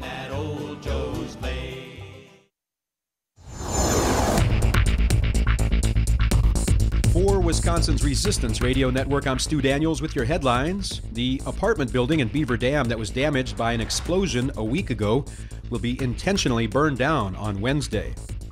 Also on Wednesday, on the 1-month anniversary of the Florida school shooting, students, teachers, school administrators, parents, and allies all across the nation will take part in the National School Walkout to protest the lack of action by Congress on gun violence. The walkout begins at 10 a.m. and will last for 17 minutes. Wisconsin's Supreme Court election is 3 weeks from tomorrow. Make sure you are registered and make sure you know the location of your polling place. And the Bucks go down to Memphis tonight to take on the Grizzlies. Outside today, mostly cloudy, highs in the upper 30s. Mostly cloudy tonight, lows in the mid-20s. Partly sunny tomorrow, but cool with highs only in the low 30s. For Wisconsin's Resistance Radio Network, I'm Stu Daniels. The Devil's Advocates, tackling the issues you're not allowed to talk about at the dinner table. Welcome back to the Devil's Advocates Radio Show. Dominic, we're joined right now live via phone by Martha Lanning. She is the chair of the Democratic Party of the great state of Wisconsin. She's a friend of ours. Martha, welcome back to the show. Thanks so much for inviting me, you guys. Yeah, thank you, Martha. Martha, our only regret you not being here in person is you can't bring beer that way. Next time. All right. I'll be there. Well, Martha, I got to ask you, obviously, the governor of the state of Wisconsin, Scott Walker, he's still the focal point of much of the politics in the state. Martha, we're going to have student march-outs, I suspect, on Wednesday, March 14th, in big numbers. And the governor of the state of Wisconsin, he is embracing the attitude of the NRA. He's been a recipient of $3.5 million from that organization. And once upon a time, he advocated for arming teachers. Now it's just classroom safety, apparently, he's advocating for. But Martha, I want to get your opinion. Electorally speaking, gun issues, they're going to be a big part of this election year. Martha, where does the Democratic Party stand, and how do you hold Scott Walker accountable for his pro-NRA position? You know, I travel a lot all over the state of Wisconsin, you guys, and I'm hearing from people, sportsmen, sportswomen, people who don't own guns. Everybody just wants to be sure that their children are safe in their schools. And, you know, Scott Walker's complete lack of attention to this is just tragic. You know, the mere fact Democrats brought forward a bill to say that, hey, let's do some universal background checks. Let's be sure that the people that are buying guns are the people that are going to use them appropriately and keep them out of the hands of people who are suffering from a mental illness or have a criminal background or are on the do not fly list. And every single one of the Republicans in the legislature, you know, refused it. So we need to turn things around. This is not a political issue. This is about keeping our kids safe. And those kids are standing up, and they're so brave to be saying, we want action. We expect more. But Martha, there are some politics tied in with this issue. Even right here in the state of Wisconsin, Scott Walker has left 2 seats vacant using loopholes in the law not to fill Frank Lasay's Senate position, not to fill Keith Ripp's Assembly position. Well, my understanding, he's claiming it's about saving the taxpayer dollars. He'll probably spend more than he saves defending that position in a court of law. But Martha, if he does indeed call a special session on school safety, he will also force himself to deal with these 2 vacancies. Could there be a good unintended consequence from him calling school safety special session?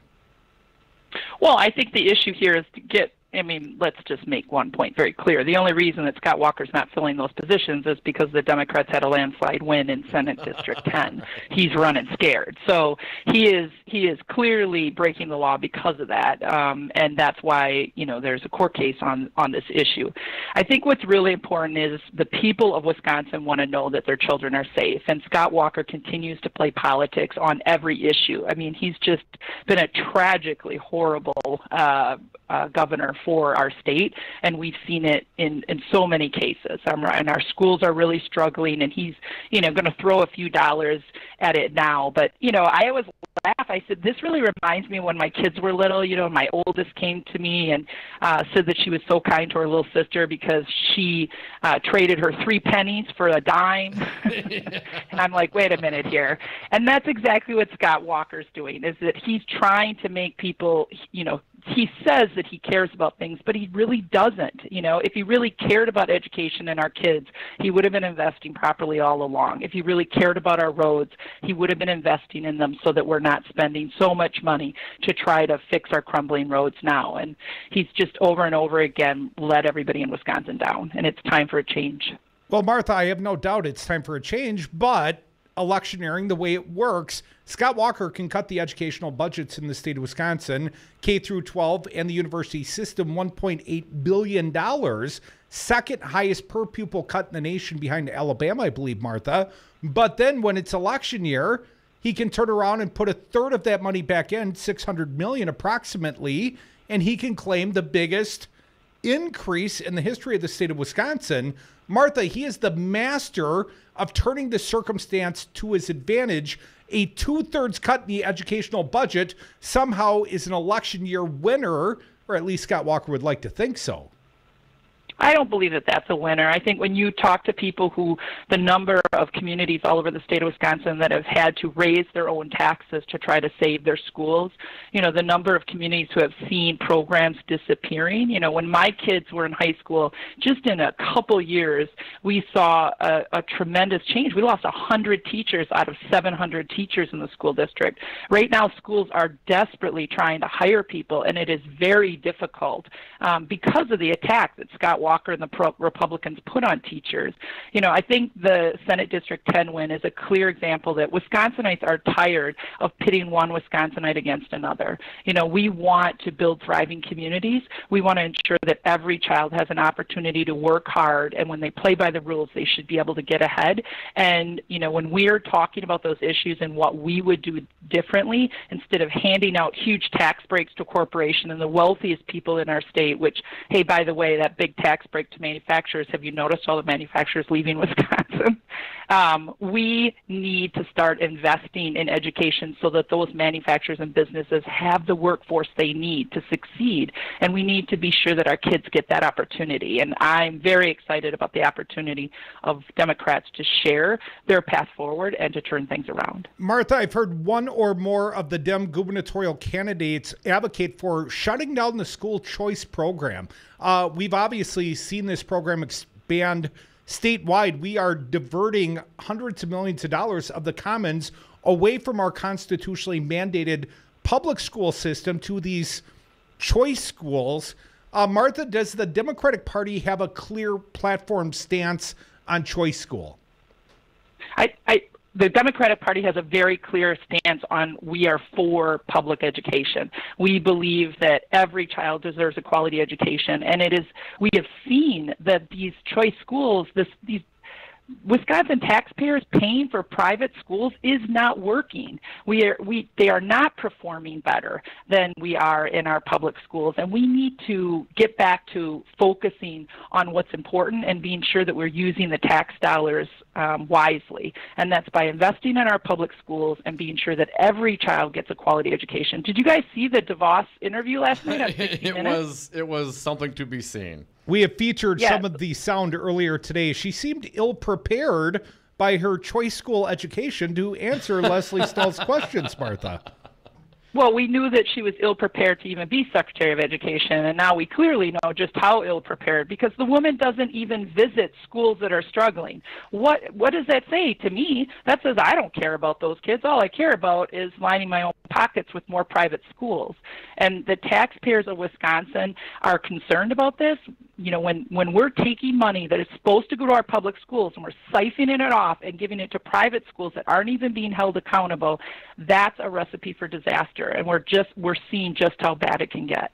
Folks, you're listening to the Devil's Advocates radio show on Wisconsin's Resistance Radio Network. Our pal Martha Lanning, she's the chair of the Democratic Party in the state of Wisconsin. She joins us on the phone. Election season, Martha, a lot of things happening. Saw money getting spent. This one shocked me.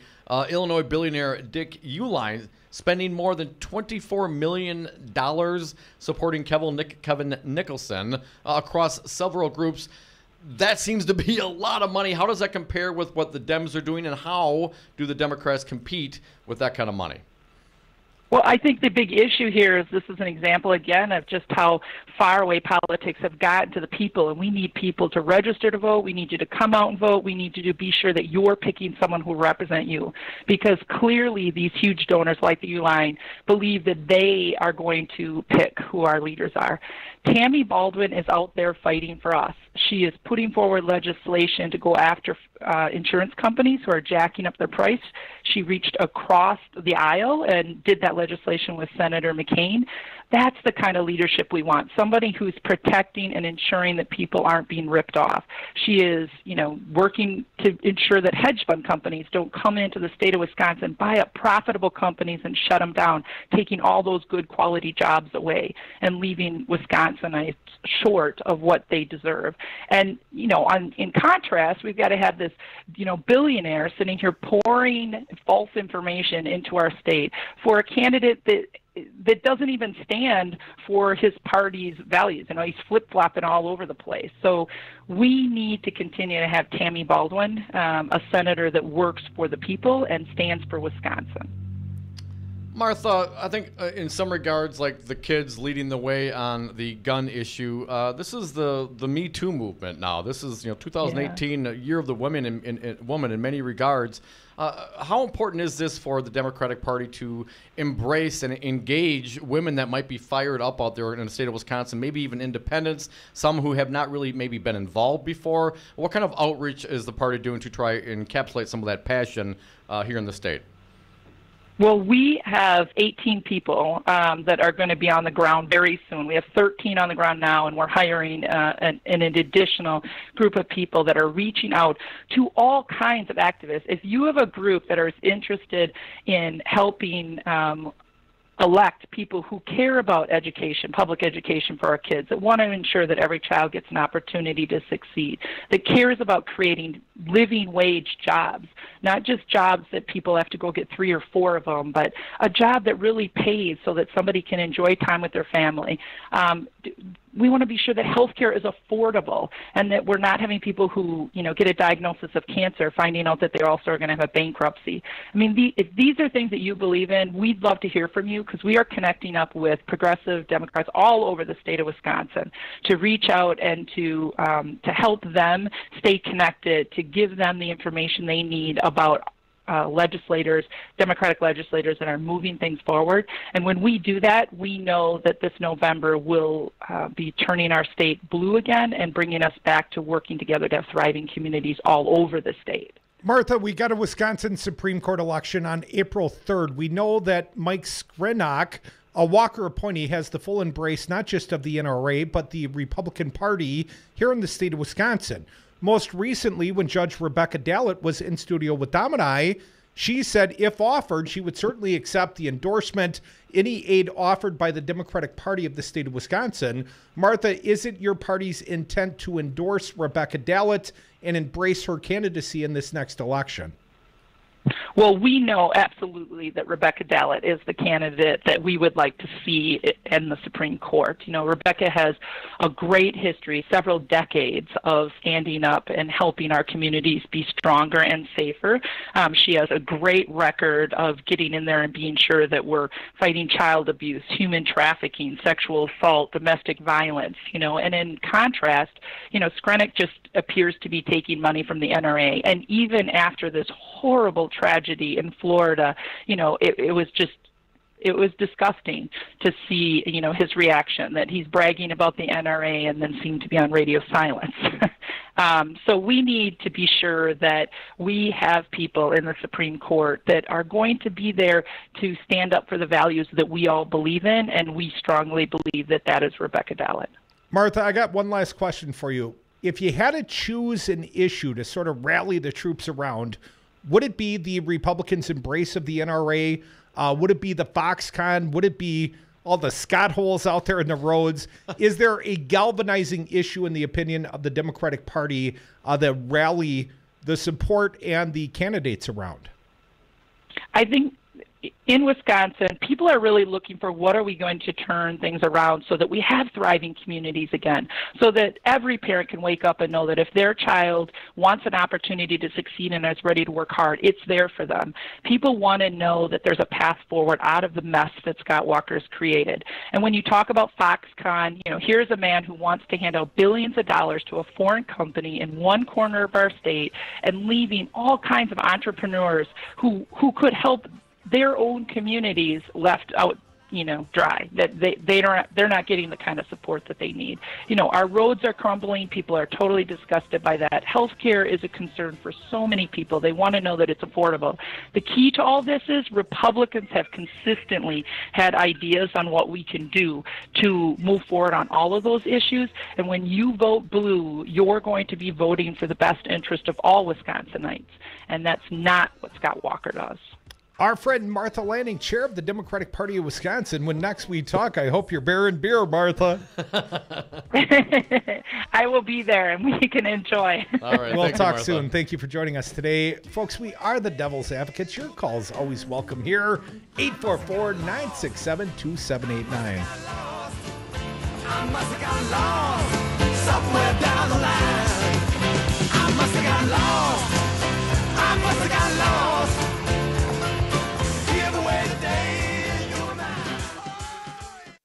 They'd like to take me out for a lot of reasons far bigger than just this election. I'm Andy Buck, and I'm proud to be union. Tell me about the underground economy. Well, the underground economy is essentially workers being exploited, and they're being exploited all over the state. They're working for no benefits, no retirement, you know, and if you don't join your brothers and sisters, you don't respect your craft. Andy, why should I hire union? Crudy, you should hire union because you want the job done right the first time. We represent the highest skilled, safety-trained workers in the industries that we represent. Glazers, painters, and drywall finishers. Join us. Painters and Allied Trades, District Council 7. Excuse me. I know you have a 9 o'clock, so I'll keep this short. I'm the business suit in the back of your closet. You wore me nearly every day before your office went, quote, casual. I used to be the CEO of your closet. Now I'm just that one intern no one ever talks to. I always thought you'd circle back with me, get granular, keep me in the pipeline. But nada. Nothing. Don't you remember the McKittrick presentation? You spilled coffee on me, and I still looked amazing during the breakout talkback Q&A. So, I think it's time for me to move on. I've got a great resume, and I absolutely crush it in interviews, okay? Let's make this a clean break. Shift the paradigm. The only thing I ask is that you think outside the box here and do this. Take me to Goodwill, where I can really make a difference. Your donations to Goodwill create new jobs, training programs, and education assistance for people in your community. To find your nearest donation center, go to goodwill.org. Donate stuff. Create jobs. A message from Goodwill and the Ad Council. Open road, here comes the Heffley family. You've packed the smartphones, headphones, tablets, water snacks, cooler, sunscreen, bikes, skateboards, games, videos, sunglasses. There's no room for people in here. Just don't wimp out on the most important thing. Deep fried butter on a stick. No, seatbelts. Whether it's a long haul or short trip, it's a win-win situation. Never give up until they buckle up. Visit safercar.gov/kidsbuckleup for more information. A message from the National Highway Traffic Safety Administration and the Ad Council. Scott Walker thinks Wisconsin should once again hire him as governor. You wouldn't hire me to be a neurosurgeon. This is a person who has not worked in the private sector since 1993. You wouldn't hire me to run condos. You wouldn't hire me to run HP. And has made his political career. You probably wouldn't hire me to run the United States Senate. By using divisive tactics to the benefit of his corporate donors. The first step is we're going to deal with collective bargaining for all public employee unions. Because you divide and conquer. Now he supports the largest publicly funded government subsidy of a foreign corporation in American history. You know, they can go suck lemons. And Scott Walker has yet to live up to his first campaign promise to create 250,000 jobs. Is this a campaign promise, something you want to be held to? Absolutely. Scott Walker, we the people are done sucking your lemons. This message was paid for by the People for People Corporation. Donate online at p4ppc.org, p4ppc.org. Hi, I'm Anton Capella. As Chief Technology Officer at Five Nines, it's my job to make sure your network is up 99.999% of the time. Technology is constantly evolving, and keeping your business up to date in an ever-changing environment can be a hassle. At Five Nines, we're here to help. Five Nines is more than just our name. It's the level of service you can expect. Better IT gives your business a competitive advantage. Learn how Five Nines can help at fivenines.com. That's the number 5, NINES.com. The Devil's Advocates. U.S. Senator Ron Johnson, our friend, live via phone. What about simply raising the age of weapons purchases to 21 years of age? We're sending 18, 19, 20, 21-year-olds over to Afghanistan, and they're dying. They ought to be able to vote. They ought to be able to have a beer, and they ought to be able to buy a gun to hunt with as well. Are you suggesting we lower the drinking age? No. Can't they do that now? What is the age nowadays? It's 21, sir. We drink when we toast. We toast when we drink. The Devil's Advocates. Sausage making never looks so good. And we are back. Thank you for listening to the Devil's Advocates radio show live on Wisconsin's Resistance Radio Network, streaming on Facebook, YouTube, on Twitter at Devil Radio, and on the phones toll-free 844-967-2789. Dominic, our thanks to Martha Lanning, chair of the Democratic Party of Wisconsin. Got to get her a GPS. Yeah. She went to our Madison office, Dominic. Didn't come here to Brady Street. Would have been more fun had she. It's always more fun in studio. She went to the international world headquarters and postage delivery address for the greatest radio show ever. 844-967-2789. Busted down on Brady Street next time. Let's get to Paul. Hey, man, you're up. Happy Monday, Paul. How you doing? Oh, happy Monday. I hope you guys had a good weekend. Yeah, man. That's good. Hey, I really love this 1580 AM. Now I can get you guys wherever I drive. Paul, where are you listening to us right now from? Well, I'm not actually that far from Fall River right now. I'm trying to get down this Highway 16 and head towards Watertown. Hey, you should drive this listening area out here, Cody. Maybe you better bring an older car, because I'll tell you what, this Highway 16, I don't know if the state of Wisconsin is in charge of it because it's a U.S. highway, but holy man, I tell you, I don't see any fix in this stuff. Hey, I can't get started on that, boy. Hey, this Martha Lansing, boy, she was great. I hope you have her on more. And I just want to make a point. The Trump administration is pretty much a dumpster fire. I don't see any way the GOP can run away from this guy. Do you guys? Well, I've heard thoughts. I think Jeff Flake said over the weekend someone should primary his ass in 2020. But, Paul, I don't know if you know, there's an election in the great state of Pennsylvania tomorrow. This is a district that Trump won by 20. Newest polling out today, the Democrats up by 6. That would be a real repudiation of Trump. I mean, hell, his tariffs, they were really directed at this race in Pennsylvania, I suspect, Paul. If Trump's candidate, and he did a rally for him on Saturday, I mean, this was some real cray-cray stuff. It was great. Sicioni, the guy's name, something of that effect. But he barely let him speak and introduced him as a really good-looking guy. It was a little odd, Paul. But I think tomorrow we'll see the election results coming out of Pennsylvania. And if the Dems win that seat, I think that is really a slap in the face to Trump. I think he's going to have a hard time deflecting on the candidate he supported. I think it will be a repudiation of Donald Trump and his policies, Paul. Well, I have to say about Scott Hole and Trump, they both have one thing in common, and you can't believe them. I don't even know how they keep track of their lies. I mean, it's unbelievable, and I think that's going to catch up to him. Well, not Trump for a couple of years yet, but I think that's going to catch up to Scott Hole. And, really, he screwed everybody in the state on health care by not taking Medicaid. I think I said that right. And now he wants to fix it. And in my mind, Walker will forever be known as Governor Scott Hole. You can't fix the roads you can't govern. I sure hope people can see that. It's just a matter of a gas tax. I guess there were cowards to put it on. Maybe the whole GOP's a coward for who runs these cowards guys and anyway? terrorists, Paul. I mean, Robin Voss was at least pragmatic on the topic, thought about perhaps trying to solve the problem. But Scott Fitzgerald, he cowered before the terrorist of his own caucus. And Scott Walker, I mean, he doesn't care. Well, I don't know if the lies are going to catch up. I'd like to think that, everyone's got their karma coming back around. But people need to be reminded of what was said and what was done. Because, the press is out right now saying, hey, he's going to come out and have these ads that he can run. The biggest increase in school funding.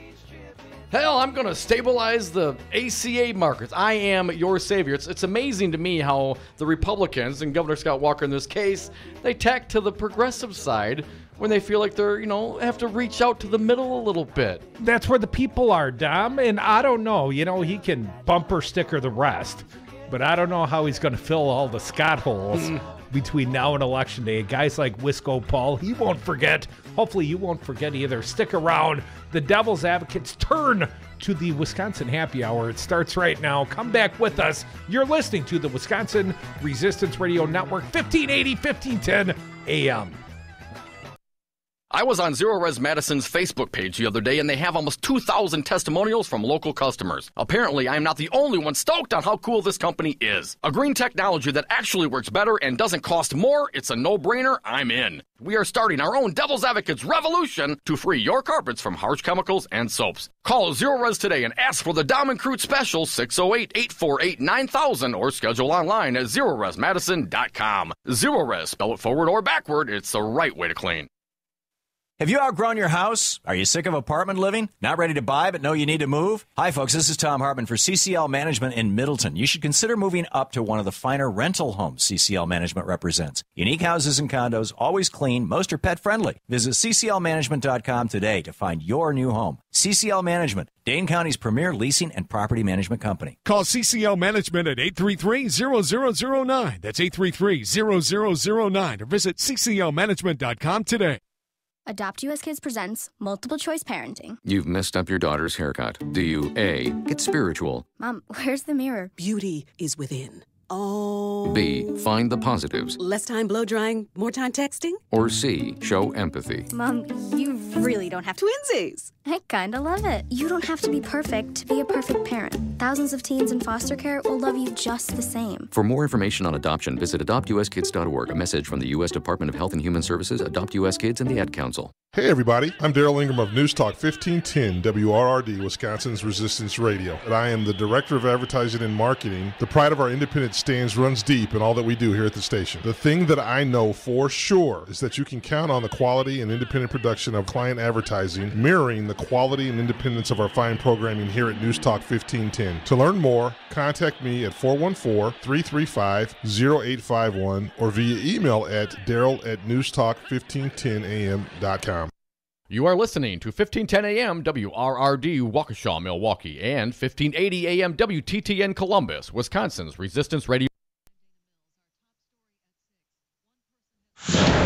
Bombings in Austin, potential Trump official. I'm Ann Cates. Investigations are underway into a series of package bomb attacks in Austin, Texas. 2 people, including a teenager, have died and multiple others hurt as a result of the blasts.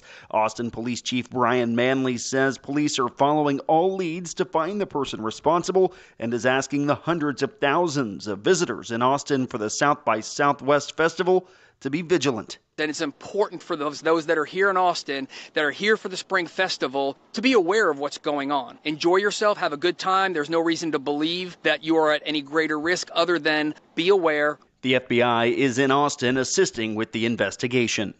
I'm Clayton Neville.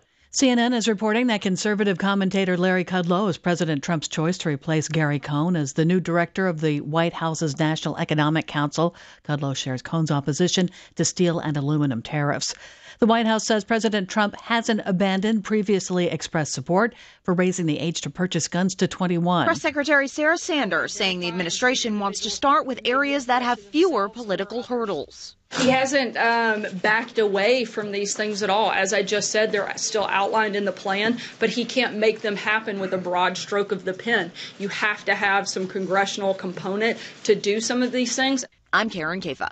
A porn star wants to return the hush money she received to remain silent about her affair with Donald Trump. Correspondent Drew Griffin. Stormy Daniels, in essence, will pay back the $130,000 that she was given just 11 days before the election if they release her from this non-disclosure agreement. It also says that Stormy wants to be able to use whatever text, pictures, and videos she may have relating to this with the president in the future. On Wall Street, the Dow tumbled 157 points, the Nasdaq up 28. I'm Ann Cates. Hi, I'm Crudy. I'm here with Bill Carroll, president of Teamsters Local 344. Bill, why are you union? Teamster strong. Well, Crudy, our strength comes from our membership. The Teamsters are North America's strongest labor union with 1.4 million members. Bill, what does the Teamsters do for the next generation? The same thing that the Teamsters have done for the last 100 years, assisting groups of workers in negotiating improvements in their wages, hours, and working conditions. Where do people go if they want to know more about the Teamsters, more about joining the union? There's 3 easy options. They can call Local 344 at 414-258-4545. They can contact us through our website. That's local344.org. Local, the number is 344.org, or they can contact us through the Local 344 Facebook page. Be union strong. Join Teamsters 344. Be like Crudy. Be like News Talk 1510 AM. Stand with the unions. Join the Teamsters. Local344.org. 877 Web Now 1.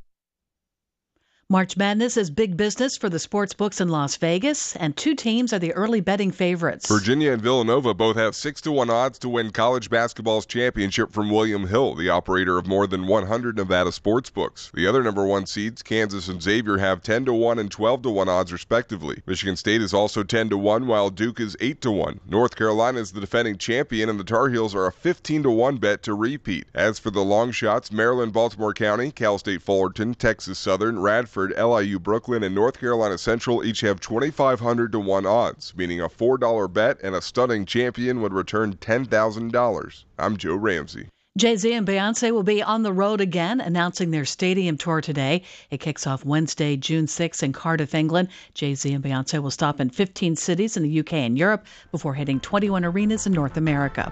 I'm Ann Cates. In the wake of a disaster, what one thing can you send that will help people the most? A blanket, a tent, a sandbag, a doctor. Actually, if you send a monetary donation, you send all these things. Even a small donation can make a big impact and can quickly become exactly what people affected by disaster need most. In the wake of a hurricane, your monetary donation can make a huge difference to those in need. To donate, visit supporthurricanerelief.org. That's supporthurricanerelief.org. Brought to you by the Ad Council.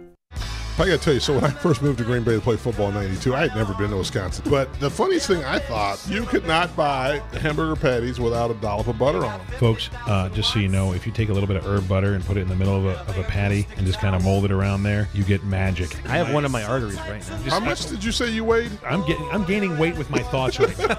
You're $3 and some change already, brother. Guns Butter Economics, 414 Wisconsin, weekdays 2 to 3 p.m. on Wisconsin's Resistance Radio.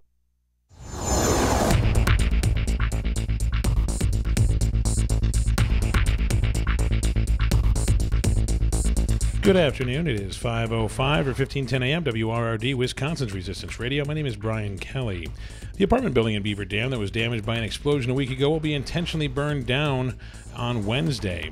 This Wednesday, the one-month anniversary of the Florida school shooting, students, teachers, school administrators, parents, and allies all across the nation will take part in the National School Walkout to protest the lack of action by Congress on gun violence. The walkout begins at 10 a.m. and will last for 17 minutes.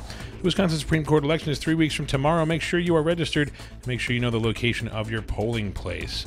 And the Bucks go down to Memphis tonight to take on the Grizzlies.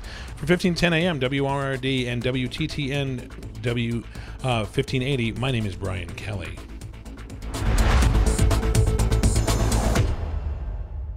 The following program is a presentation of DC Communications, LLC. Warning, you are about to listen to the greatest radio show ever.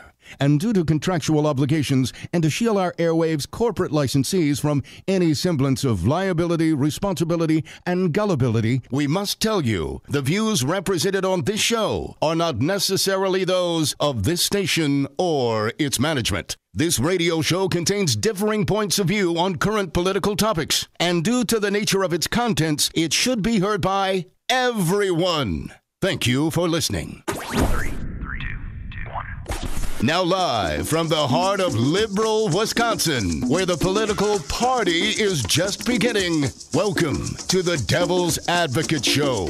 Best friends proving it's never personal, only politics. Please allow me to introduce myself. Now here are your hosts, Dom and Crute. Welcome back to the Devil's Advocates Radio Show. Dom, we're sliding into the 5 o'clock spring forward happy hour. We've got no beer in the house. No beer? I know. Come on, there's got to be something to drink back in the back. Maybe some rum. You might have a little shot left. There might be something back Pretty there. Sparse around these parts on a Monday, man. Have to lick the bottles. happy True hour. wino style. No, how happy could it possibly be with no booze in the house? What sort of hosts are we? We're expecting Martha Lanning to bring the beer, apparently. Next time. Next time. That's what they all say. Hey, Dom, there is some breaking news at this moment, and I think we should break it for the audience. This one will make Trump quite happy. House Republicans find no evidence of collusion as they wrap up the Russian probe. Woo! Whoa. Dodged a bullet. That was a close one. Republicans on the House Intelligence Committee announced Monday they found no evidence that the Trump campaign colluded with Russia and that they are shutting down their year-long investigation. The committee's Republicans are also disagreeing with the intelligence community's assessment that Russian President Vladimir Putin tried to help the Trump campaign over Hillary Clinton, a notion that aligns with President Donald Trump's viewpoint on election meddling. The conclusions will be met with sharp disagreement from Democrats and are bound to inflame partisan tensions on a committee that has been beleaguered by partisanship throughout the course of its Russian probe. Now, Dom, I got a couple quotes for you. I think you're going to like these. Rep. Mike Conaway, the Texas Republican leading the Russian investigation, said Monday that the committee had concluded its interviews for the Russian investigation and that Republican staff had prepared a 150-page draft report, let's call it the Nunez memo, that they would give to Democrats to review on Tuesday morning. Here's a quote. We found no evidence of collusion, and so we found perhaps some bad judgment, inappropriate meetings, Conaway said. We found no evidence of any collusion, of anything people were actually doing other than taking a meeting they shouldn't have taken or just inadvertently being in the same building. Remain calm. All is well. You know, just strange coincidences, Dom. If you believe the, let's call it the Trump Tower meeting, was truly about adoption and not, giving some dirt on Clinton, isn't that at least discussing sanctions? And shouldn't that at least be addressed? Conaway told reporters that he feels the committee has investigated all the avenues it needed to probe, and he argued that the panel would not have been able to obtain the information Democrats were seeking had they gone the route of subpoenaing witnesses or trying to hold them in contempt. Conaway, for instance, said the June 2016, to answer your question, Dom, Trump Tower meeting between senior campaign officials and Russian lawyers where dirt on Clinton was promised was ill-advised. Yeah? But he said the committee did not turn up any evidence of collusion, arguing the promoter who organized the meeting had exaggerated what the Russians would provide. So the failure to produce the dirt somehow exempts Don Jr., Manafort, and Kushner from seeking the dirt. You know, the collusion, the conspiratorial meeting, Dom. Since they didn't produce the dirt, there was no collusion. The intent to collude does not count. The committee's report will conclude that they agree with 98% of the intelligence community's January 2017 assessment that Russia meddled in the 2016 election, according to committee aides. But the panel's Republicans take issue with the key finding that Putin was trying to get Trump elected. Conaway said it's clear that the Russians were trying to sow discord in the 2016 election. But Republicans did not establish the same conclusions as, let's call it, the CIA, that they specifically were trying to help Trump. Because, what does the CIA know about investigations? Nothing. The committee's Russian investigation included interviews with 73 witnesses and a review of roughly 300,000 pages of documents, Conaway said. They included key figures like Donald Trump Jr., Jared Kushner, and Steve Bannon. But Democrats have argued that those witnesses failed to fully provide documents or answer important questions. Like, did you collude? Sorry, I can't answer that one. Conaway said he hopes that Democrats can work with Republicans on the draft report, and he wants to take their feedback as they shape the final report. He declined to put a timeline on when the report would be made public, as the committee intends to submit it to the intelligence community for declassification beforehand. You mean the same CIA that you disagree with, that the Russians colluded and involved themselves and did something more than merely sow discord in the elections, Dom? Why would they trust their judgment now? It is widely expected Democrats will draft their own report, which Donald Trump will try to stifle, that argues a case for collusion, as well as spells out all the avenues the committee did not investigate. In addition to subpoenas and witnesses, Democrats have long raised issues about looking into Trump's finances. Oh, you know what the Republicans say. Can't look there. Don't look there. That's a red line, Crudy. Something the committee had not probed. Conaway said he saw no link between Trump's finances and the committee's investigation and did not want to go on a fishing expedition. I know nothing. The Republican report will also say how anti-Trump research made its way from Russian sources to the Clinton campaign through the opposition research dossier on Trump and Russia. Conaway, however, stopped short of saying there was collusion between Clinton's campaign and the Russians, something the president has alleged. The end of the Russian interviews is only the latest battleground on the House Intelligence Committee, which has been consumed by partisan fights for the better part of a year, from Chairman Devin Nunes's role in the investigation and more recently over competing memos about alleged surveillance abuses at the FBI during Obama's administration, of course, Tom. What a cluster. This is all really about Hillary's email and her collusion with the Russians, apparently, Tom. Several Republicans on the panel have been signaling for several weeks now that they were ready for the Russian investigation to wrap up, arguing Democrats are trying to extend the probe into the campaign season. To me, I don't see anything that's out there that hasn't been explored, said Rep. Peter King, a New York Republican. But Democrats say the committee has raced through its final interviews while allowing witnesses to pick and choose which questions they answer. I would point you towards Hope Hicks, Dom. She didn't answer the questions. Bannon didn't answer the questions. They didn't even investigate Trump's finances. How do they know if there was collusion or not? It almost seems like they were purposefully seeking not to find collusion, Dom. Yeah, almost, huh? Concluding paragraphs from a piece in the Washington Post, Democrats and Republicans on the committee had interviewed, as you mentioned, the same 73 witnesses and viewed the same 300,000 plus documents, according to the tally Conaway gave reporters on Monday. But Democrats say there are thousands more pages of documents the committee never procured and dozens more witnesses they need to call in to interview.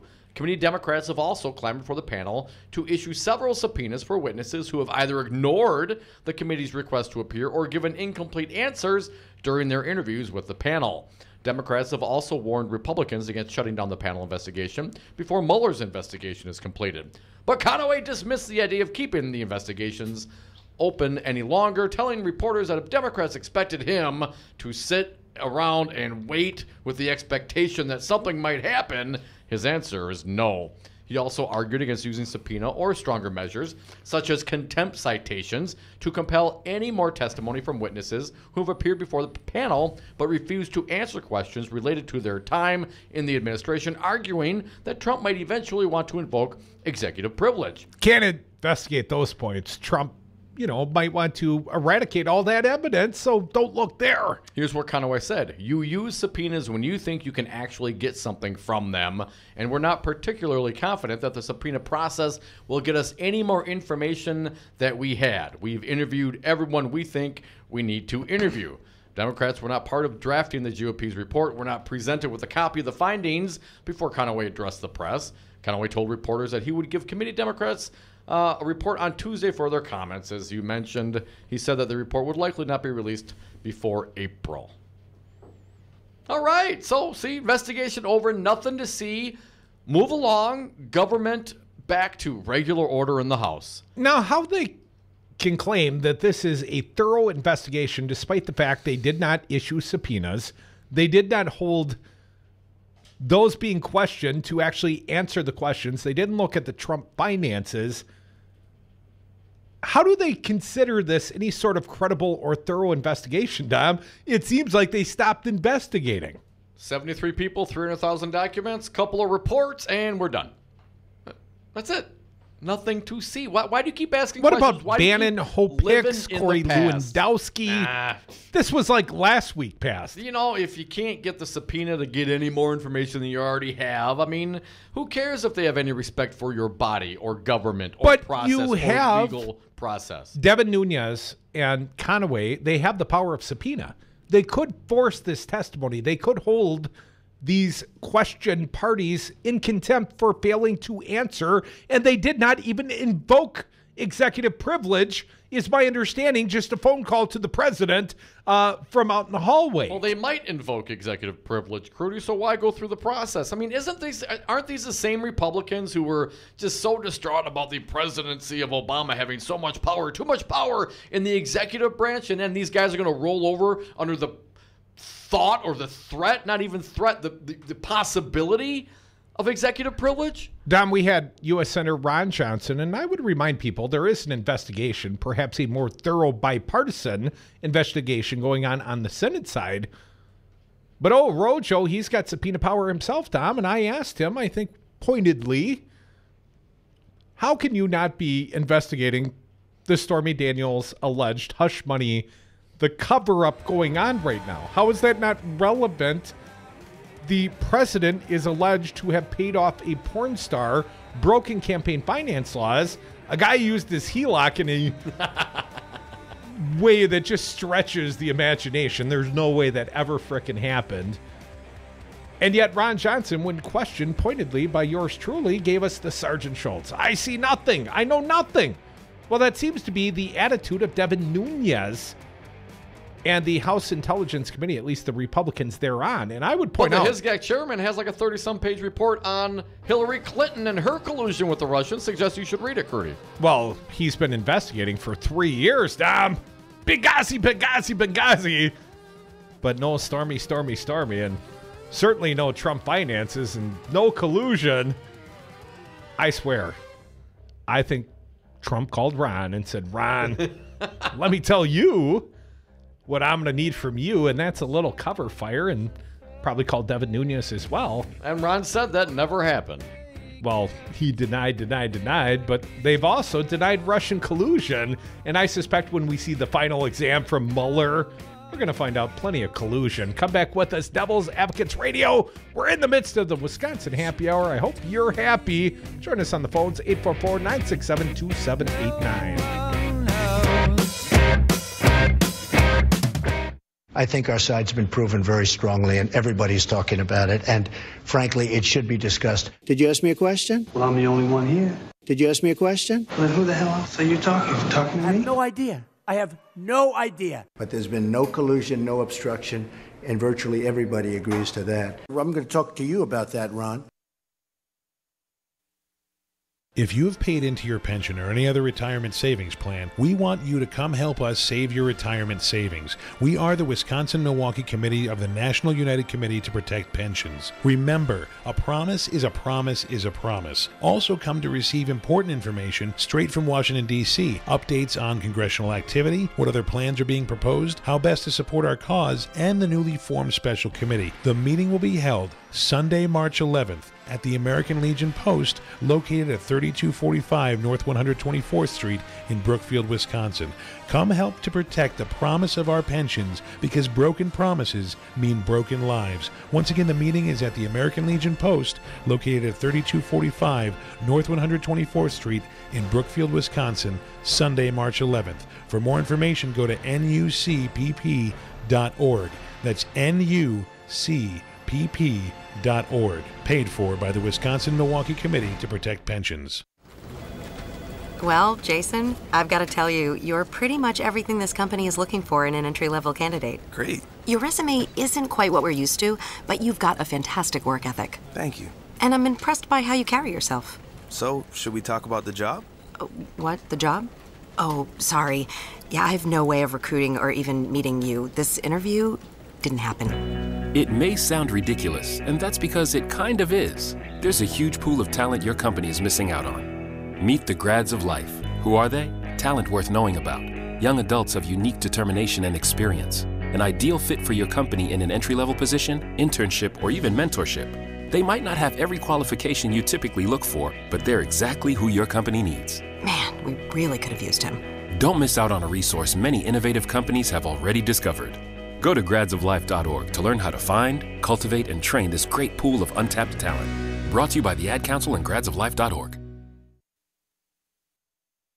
Wisconsin Republican Attorney General Brad Schimmel claims he will further investigate the investigators of the John Doe 2 investigation because it was all a partisan witch hunt. Wisconsin State Rep Chris Taylor said this. There is absolutely no concern expressed by this Attorney General or these Republican legislators about the underlying criminal conduct that this corruption investigation revealed. Scott Walker was breaking laws. And Brad Schimmel fails to acknowledge the 6 criminal convictions, 4 felonies of the Scott Walker John Doe 1. Was that also a partisan witch hunt? One newspaper has done a good job. It's a national paper, the Wall Street Journal. And AG Schimmel filed an embarrassing hack partisan bull report where he's still looking for the leaker. Get a clue! Wasn't it Eric O'Keefe from Wisconsin Club for Growth? Well, I was born to do this. This message was paid for by the People for People Corporation. Donate online at p4ppc.org. P4ppc.org. Have a drink at Regano's Roman Coin. This neighborhood corner tavern is as classic as the street it occupies. Family owned and operated since 1966, Regano's Roman Coin is located in a former Pabst Tide House on historic Brady Street, serving an array of craft beers with a focus on Wisconsin breweries. Also, weekly drink specials, trivia on Wednesdays, seasonal sporting events, parties hosted for all occasions, and pet friendly. Open 11 a.m. Tuesday through Friday, 10 a.m. Saturday and Sunday, closed on Monday. Regano's Roman Coin, Milwaukee's pet friendly, cash only ordering classic corner tavern. Tune in to The Resistance, Wisconsin's Resistance Radio. Start your weekday off with the Earl Ingram Show from 7 to 9 a.m. Next is the Stephanie Miller Show from 9 to 11. Then from 11 to 2, it's the Tom Hartman Program. At 2 o'clock, it's 414 Wisconsin. Then from 3 to 6, it's the Devil's Advocates. Mandatory listening. Wisconsin's Resistance Radio.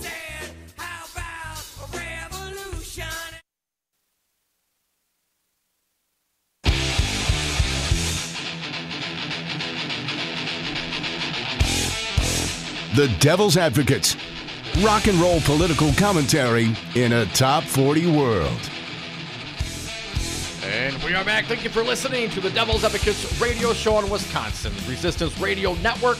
Also streaming live on Facebook and YouTube. We're on Twitter at Devil Radio. On the phones, 844-967-2789. Dominic, I realize it's the happy hour, and our next editorial decision's not going to make many happy. But I watched this cray-cray, untethered speech of Donald Trump on Saturday night. We got to share some excerpts. I mean, whenever he's off script, he was in full campaign mode. Build a wall, lock her up. It was all the favorites. Were the chants all happening too? All the... Oh, yeah. We've been to how many? 10? About 10 Donald Trump speeches, I would guess. That's probably accurate. Dom, this was perhaps the craziest of all the speeches I've seen, because it was entirely untethered. And it was entirely Trump being Trump and glorifying and basking in the orange glow that is his own Trumpness persona.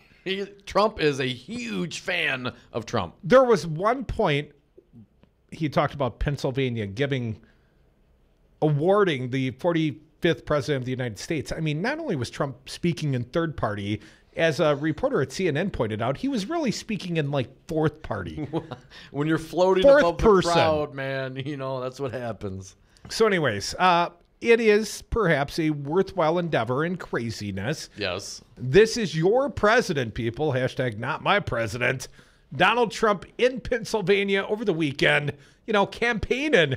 Big election day tomorrow, Dom, and I think Trump could be embarrassed. Let's get to it. Donald Trump, Pittsburgh. I love this place. Cut 90.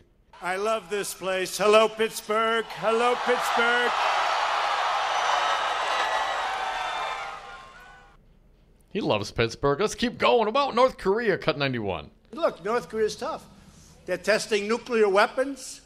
They're doing a lot of things. This should have been handled, by the way, over the last 30 years, not now. That's when it should have been handled. Well, and then how would you strut your stuff and show your competence? No one knows nuclear better than Trump. More of Trump in Pennsylvania. It's hard to sell tickets to the Olympics, Dom, when they think they're going to be nuked. Thank God Trump saved the Olympics. Cut 92. A little hard to sell tickets when you think you're going to be nuked. Yeah, you think? I think PolitiFact would rate that statement true. Cut 93, Donald Trump in Pittsburgh. They're not going to send missiles up. Think of it. They're not sending missiles up. And I believe that. I really do. I think they want to do something. I think they want to make peace. I think it's time. And I think we've shown great strength. I think that's also important. Right? So strong to say yes to a meeting with a dictator's family who's been trying to get meetings with presidents from this country since we bombed the hell out of them in the Korean War. I'm not sure if this is a good or a bad thing. Knowing that Trump's attached, I think it surely will end badly for this country, for our nation, for the world perhaps, Dom. But, he made the meeting, him and Dennis Rodman going to see Kim Jong-un. Who else are you going to call on as your expert in the worm? Come back with us. More Devil's Advocates, more of Trumpian Trump. Yes. When we return. You're welcome. Right here on Wisconsin's Resistance Radio Network.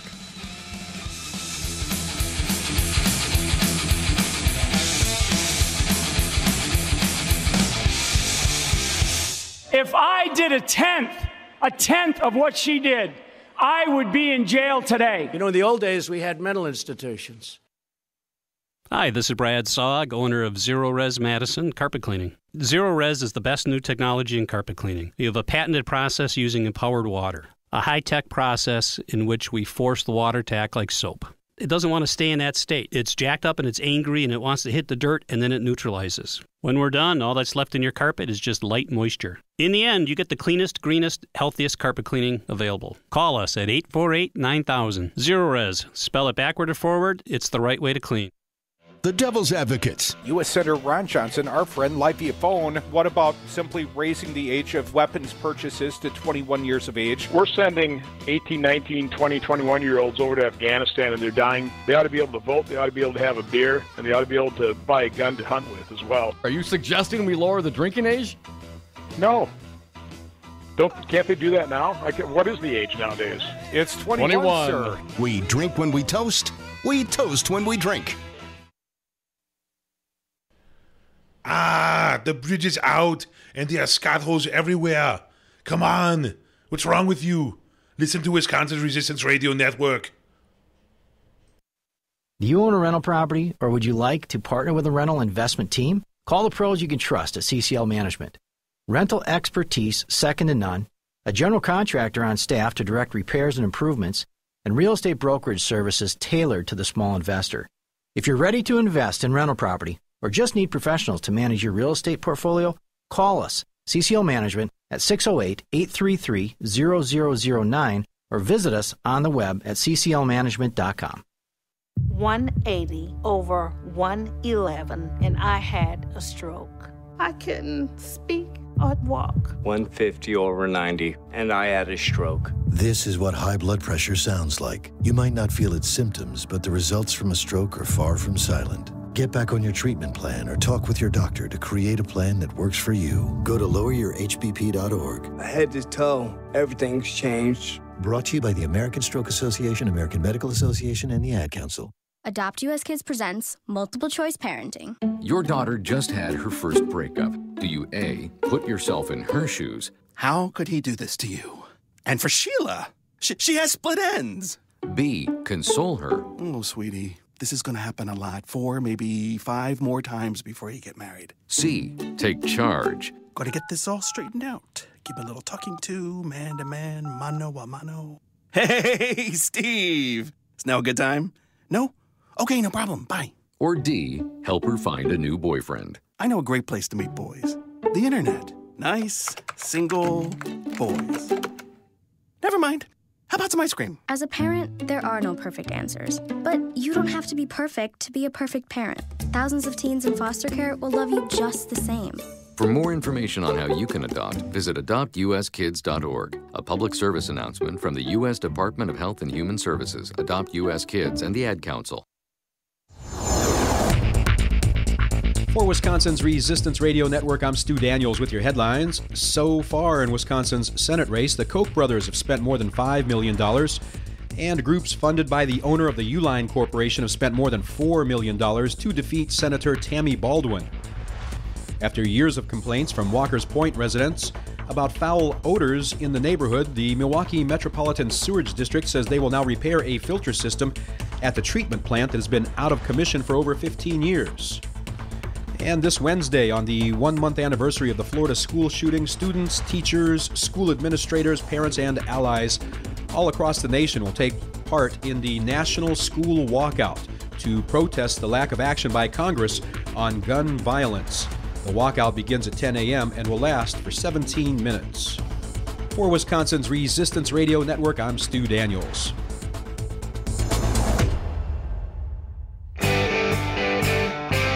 The Devil's Advocates, making radio great again.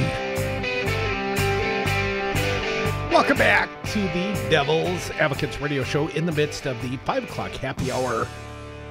But we're going to suck the life out of you. We're going to play more of the cray-cray speech of Donald Trump this weekend in Pennsylvania. Special election there tomorrow. The Democrat currently up 6.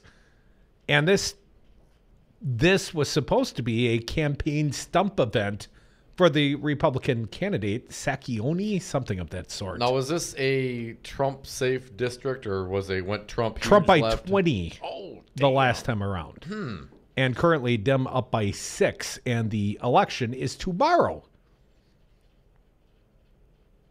I wonder if Trump had any influence on what the people of Pittsburgh thought.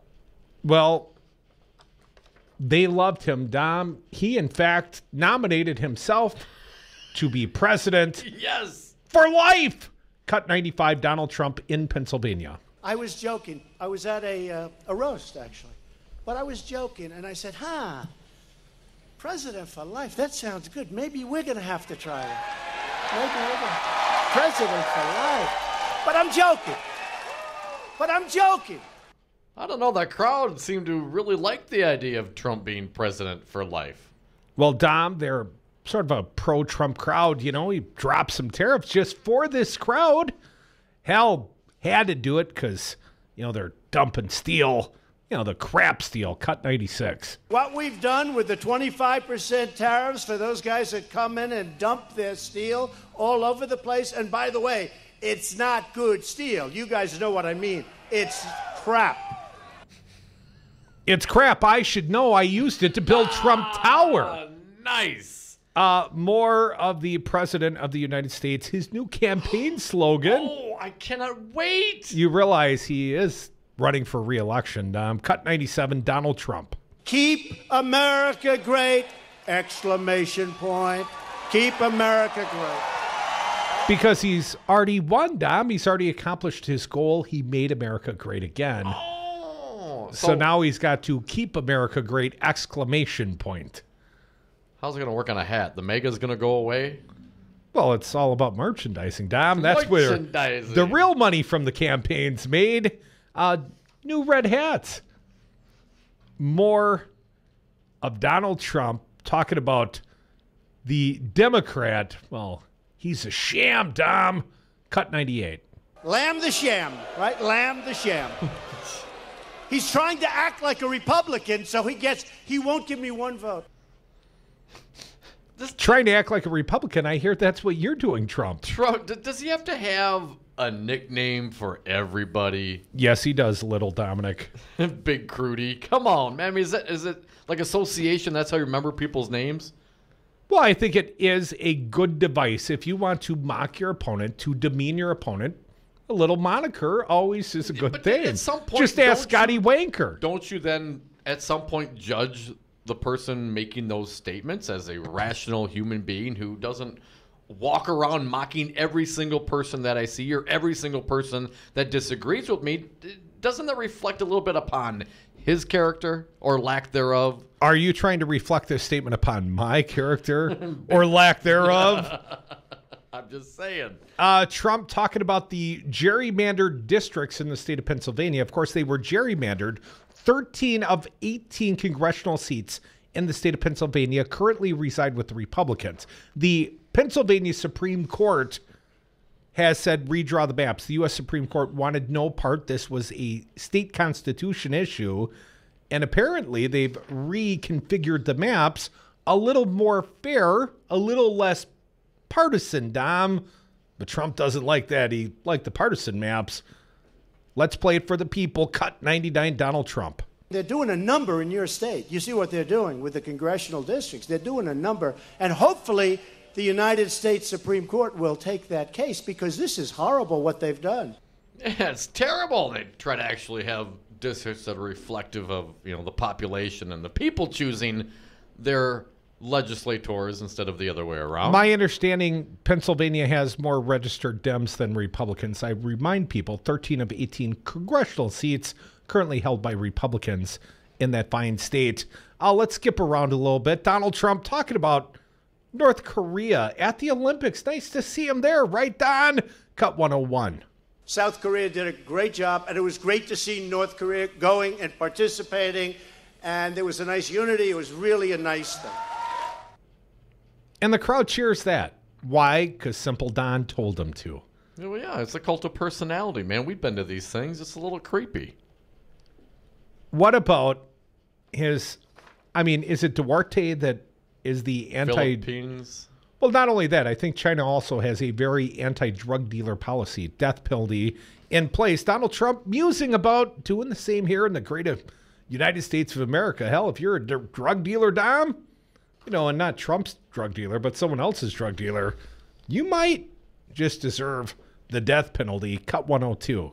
You kill 5,000 people with drugs because you're smuggling them in and you're making a lot of money and people are dying and they don't even put you in jail. They don't do anything. But you might get 30 days, 60 days, 90 days. You might get a year. But you're not going to get... And then you wonder why we have a problem. That's why we have a problem, folks. And I don't think we should play games. Maybe we have a problem with opioids and OD deaths here in the United States of America because people are so despondent about the chasm between the haves and the have-nots. They haven't gotten a raise in 30 years, Donald Trump. You won on some of that same angst being felt by the American public. That, I would say, in no small part is why we have such a drug epidemic, Dom. That and the fact that Republicans take money, as do some Democrats, from the pharmaceutical industry. Right. They peddle these drugs on us. They hoist them upon us. Big Pharma, they are the drug dealer. You want to affect and impact drug dealing, quote unquote, in this country, you got to go after the pharmaceuticals. You got to go after the doctors that are giving these things out like candy. You can buy stock in your drug dealer now, man. Ask your doctor if Vicodin are right for you. This is just terrible. And of course, these are also the same companies and organizations. And don't get me wrong, I mean, there's a place for a lot of these pain pills, but you cut them off, and yes, they're going to go to the black market. Where does a lot of that opium come from? Geez, I think it's Afghanistan, for example. And their crop has certainly gotten bumpered since we've been in that country for the last 15 years. Well, you know what else is up? OD deaths on cocaine, but you don't hear much about that because that's primarily striking the black community. And, Trump really only cares about the white community. But random musings from our president went after the mayor of Oakland. She tipped off Latinos that ICE was on the way. Now, this is from a different event. This is the weekly radio address, I believe, or the president's weekly address. So let's hear it. The mayor's conduct directly threatened the safety of federal immigration officers and the law-abiding Americans in her community. Well, I don't know if I agree with that assessment, but more Trump talking about California attacking the Constitution. Trump will be in Cali tomorrow. I'll cut 104. The state of California is sheltering dangerous criminals in a brazen and lawless attack on our constitutional system of government. Well, they'll be sheltering a brazen criminal tomorrow when Trump rolls into town. You know what he's doing? Coming down to tour the wall mock-ups. Checking out the wall. Build that wall. Big wall, little wall. Forget about it. It's like a Forget about it. It's like a Dr. Seuss book going on over here with Trump and the wall. More Trump hammering Californian leaders. They don't care about death and killings. Not like you and I do. They like when Californians die in California, right, Tom? Cut 105. They don't care about crime. They don't care about death and killings. They don't care about robberies. They don't care about the kind of things that you and I care about. I'm unclear. Other than Donald Trump, what does Donald Trump care about? Well, that's pretty much it. Oh, okay. Is there anything else? Well, he would like to have sex with his daughter Ivanka. I moved on her like a bitch. Oh, that's right. They have sex and golf in common, if I recall correctly. One more from the president's weekly address. Sanctuary laws protect criminals. 106. Sanctuary jurisdictions are the best friend of smugglers, gang members, drug dealers, human traffickers, killers, and other violent offenders. Now, I listened to Sean Hannity, and he had some person on, and he was doing an interview, if you want to call it that. He kept slamming the guy, wouldn't let the guy get words out. And the topic was sanctuary cities and, what we should do to end the sanctuary cities. Because, if any immigrant has ever hurt or maimed or killed someone, well, then, of course, you need new immigration laws. But what I would have loved to have heard the guest pushback at Slanthead on is then why no laws when we have gun shootings? Why is there no preventable death or cause? I mean, hell, most of these immigrant deaths that Hannity was whining about, and then somebody got shot, and I'm thinking, with a gun. But if they were pushing for gun legislation, for gun safety, Donald Trump, very, very big and bold not many days ago, and now he's back in the NRA coffers. Yeah, great meetings. Yeah, they're great people, the best. You shouldn't fear them. But no, we're not going to raise the age for purchasing weapons. Nobody really wants that. I can't get that. I'm not going to lead. I'm going to follow what the NRA tells me to do. Hell, Ron Johnson had a better time last Thursday advocating for, lowering the drinking age than raising the age of consent at which one could buy. Let's call it a military assault rifle. He'd never be a yes and an assault weapons ban, as he pointed out, Dom. We are the Devil's Advocates. Phone line still open. We are always open here. 844-967-2789. Toll free to you. Call right now. We're out of time. Almost. Merchandising! Keep America great! Exclamation point. We're not just doing this for money. We're doing it for a load of money. My name is Adam Holmes, and I'm proud to be union. Adam, you're Director of Training for Painters District Council 7. What do you do? I'm making sure that we're investing in our members. We're providing the safest and best trained painters, glazers, drywall finishers, and trade show workers in the industry, and we also do that at no cost to the taxpayers. Why hire unions? Because it costs less to be safe. We keep the contractor on the right side of OSHA and help keep the workmen's comp rates affordable. Join us, Painters and Allied Trades, District Council 7. Driving means freedom, exploration, fun, pride, flexibility, travel, protection, ability, friendship, excitement, escape, independence. Distracted driving means danger, recklessness, irresponsible, chaos, police, devastation, injury, death. Safe driving means staying alert and staying alive. Visit StopTextsStopWrecks.org, a message brought to you by the National Highway Traffic Safety Administration, Project Yellow Light, Noise, and the Ad Council. This message is for all of you sitting in the passenger seat. And apologies if it gets a little uncomfortable, but how does it feel to be at the mercy of someone who thinks a random text is more important than your life? Someone who takes their eyes off the road while speeding along in a 3-ton hunk of steel. Freaky, right? Well, why not just ask them to stop? Or better yet, volunteer to text for them. It might be a little awkward, but believe me, you'll live. Learn more at StopTextsStopWrecks.org. Brought to you by the Ad Council and the National Highway Traffic Safety Administration. Please tune in Saturday, March 24th from noon to 3 p.m. when Earl Ingram anchors special coverage of the 10th Annual Wisconsin Grassroots Festival from Mazomanie, People Organizing for Solutions. Speakers include Lisa Graves, John Nichols, Matt Rothschild, Congressman Mark Pocan, and Senator Tammy Baldwin. Tune in right here on Wisconsin's Resistance Radio Network, Saturday, March 24th, noon to 3. I'm afraid right now for the future of my children's generation and those to come. In this age of mass school shootings, Wisconsin Governor Scott Walker offers the same bold agenda of the National Rifle Association. Make sure you remember in your thoughts and more importantly in your prayers. While Walker offers platitudes, he blocks meaningful gun safety legislation. It's really an honor to work with the NRA, not only in my state, but across the country. And I'm proud of my A+ ranking as a governor. Did you know Scott Walker earned that A+ ranking by receiving $3.5 million in support from the NRA? There have been men and women of courage who've been willing to stand up and think more about the future of their children and their grandchildren than they thought about their own futures. Scott Walker, you are not one of them. This message was paid for by the People for People Corporation. Donate online at p4ppc.org, p4ppc.org. Take a look under your bed. Find stuff under there? What about jobs? No? Now try your basement. There's a pair of overalls that overall you're not so into anymore. A perfectly good laptop that hasn't sat in your lap in months. And even more stuff, but still no jobs? Well, you really have both. See, stuff is defined as household articles considered as a group. Sometimes this stuff is no longer needed. Wait, no longer needed? That can't be right. Because remember those jobs you were looking for?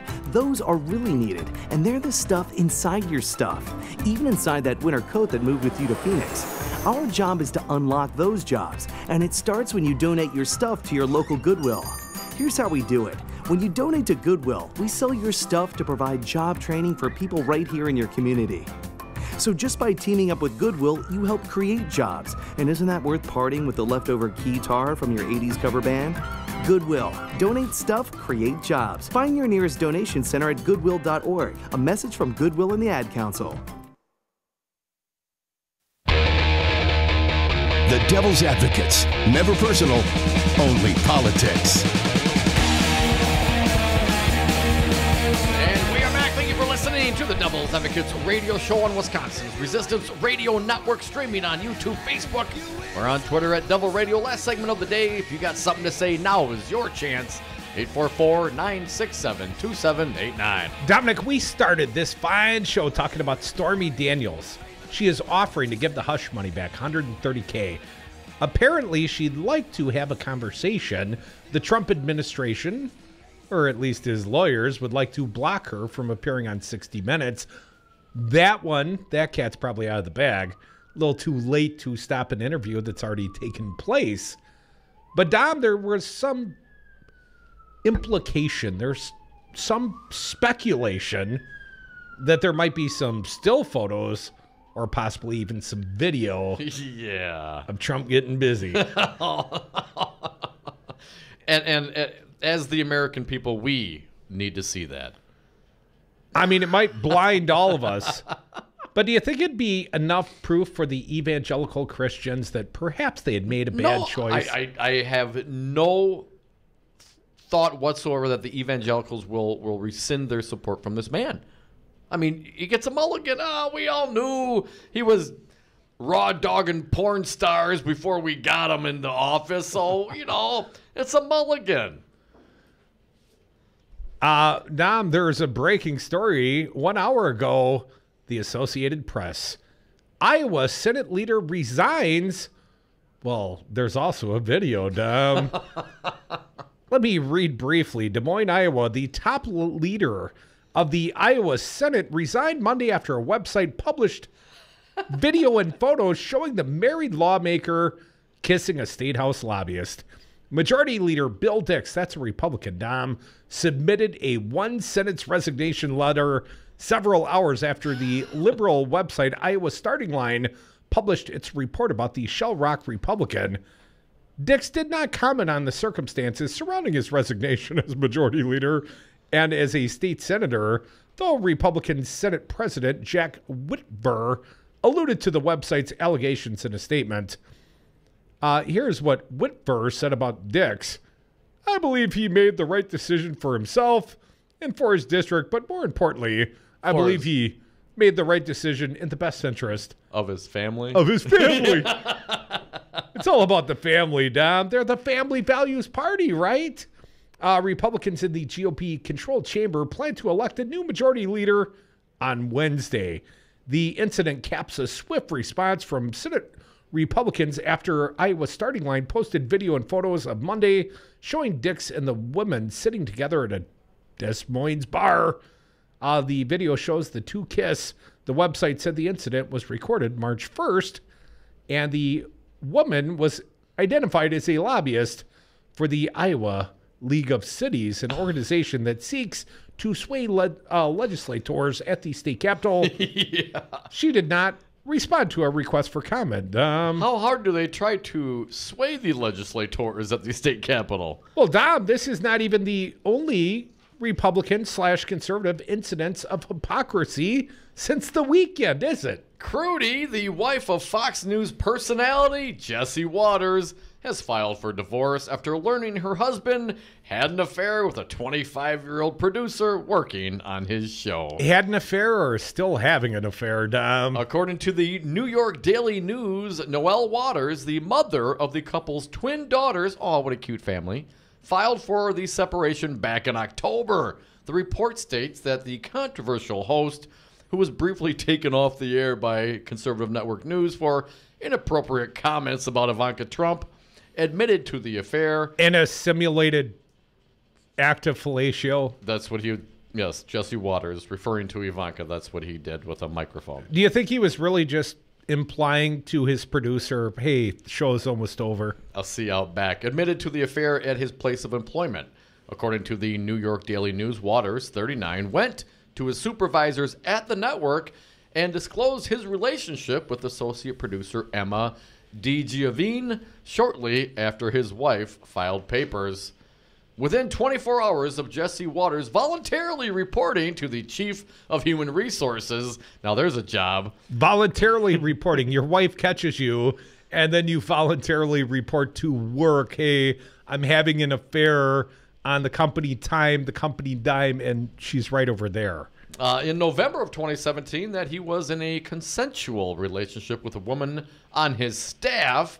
Management met with both parties, and a decision was made for the woman to be transferred to work on another program on the network where she currently remains, Fox News said in a statement.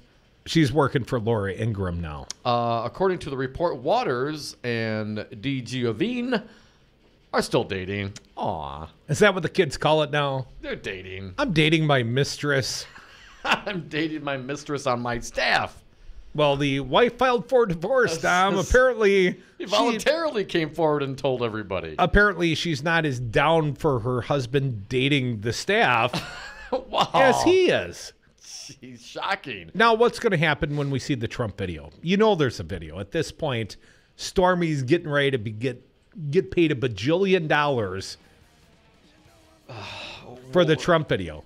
I mean, he could get famous like Kim Kardashian if you just let the video out. Just let it out and, see what happens. Maybe you start your own website. There's been a lot of speculation through the years that it was either Kris Jenner or Kardashian herself who released her own porn video. Nothing like leaking your own bad news, quote unquote. Is there such a thing as bad press? I mean, does Trump? I don't believe that Trump thinks there's anything bad about bad press. If it's about Trump, it's inherently good press because it's about Trump. Well, and he also feels like he's an outstanding lover, I suspect. You should want that video out. Thank you to all our fine guests today. They included Scot Ross from One Wisconsin Now, Martha Lanning. She's the chair of the Democratic Party of Wisconsin. And I understand we got a few more minutes to play with, Dom. Yeah. So who's keeping time up around here? Daylight savings doesn't affect the minutes on the clock, do they? I'm going to tell you, if a video comes out, perhaps there would be some more pushback than a picture. But I do not believe that the evangelicals will abandon this man, ever. How will they identify it as Trump's junk? Will it have a orange glow to it? It's orange, yeah, man. All bronzered up? Well, I mean, you never know. I mean, he does, maybe he puts on the spray tan. He covers his eyes because his eyes are not the same color. Maybe he's got a little thong or something he wears that would have it be a different color than the rest of his sprayed body. Dom, do you think the carpet matches the drapes? I do not. You think he's got a little comb over thing working down there? Thank you for that. Do you think he's seen his penis in the last 20 years? Oh, he's kind of. He might need a video to see his just penis. Just to see it, yes. I don't think looking down. I don't think he's going to accomplish that. Still there, little guy. The teeny Mussolini will make its video debut. Perhaps we'll find out. If it's going to happen here first. We'll break it for you. You're welcome. On the Devil's Advocates, once again, thank you, Scot Ross. Thank you, Martha Lanning. Thank you, all of you, for listening to this fine program. More programming on Wisconsin's Resistance Radio Network. It's spring forward, everyone.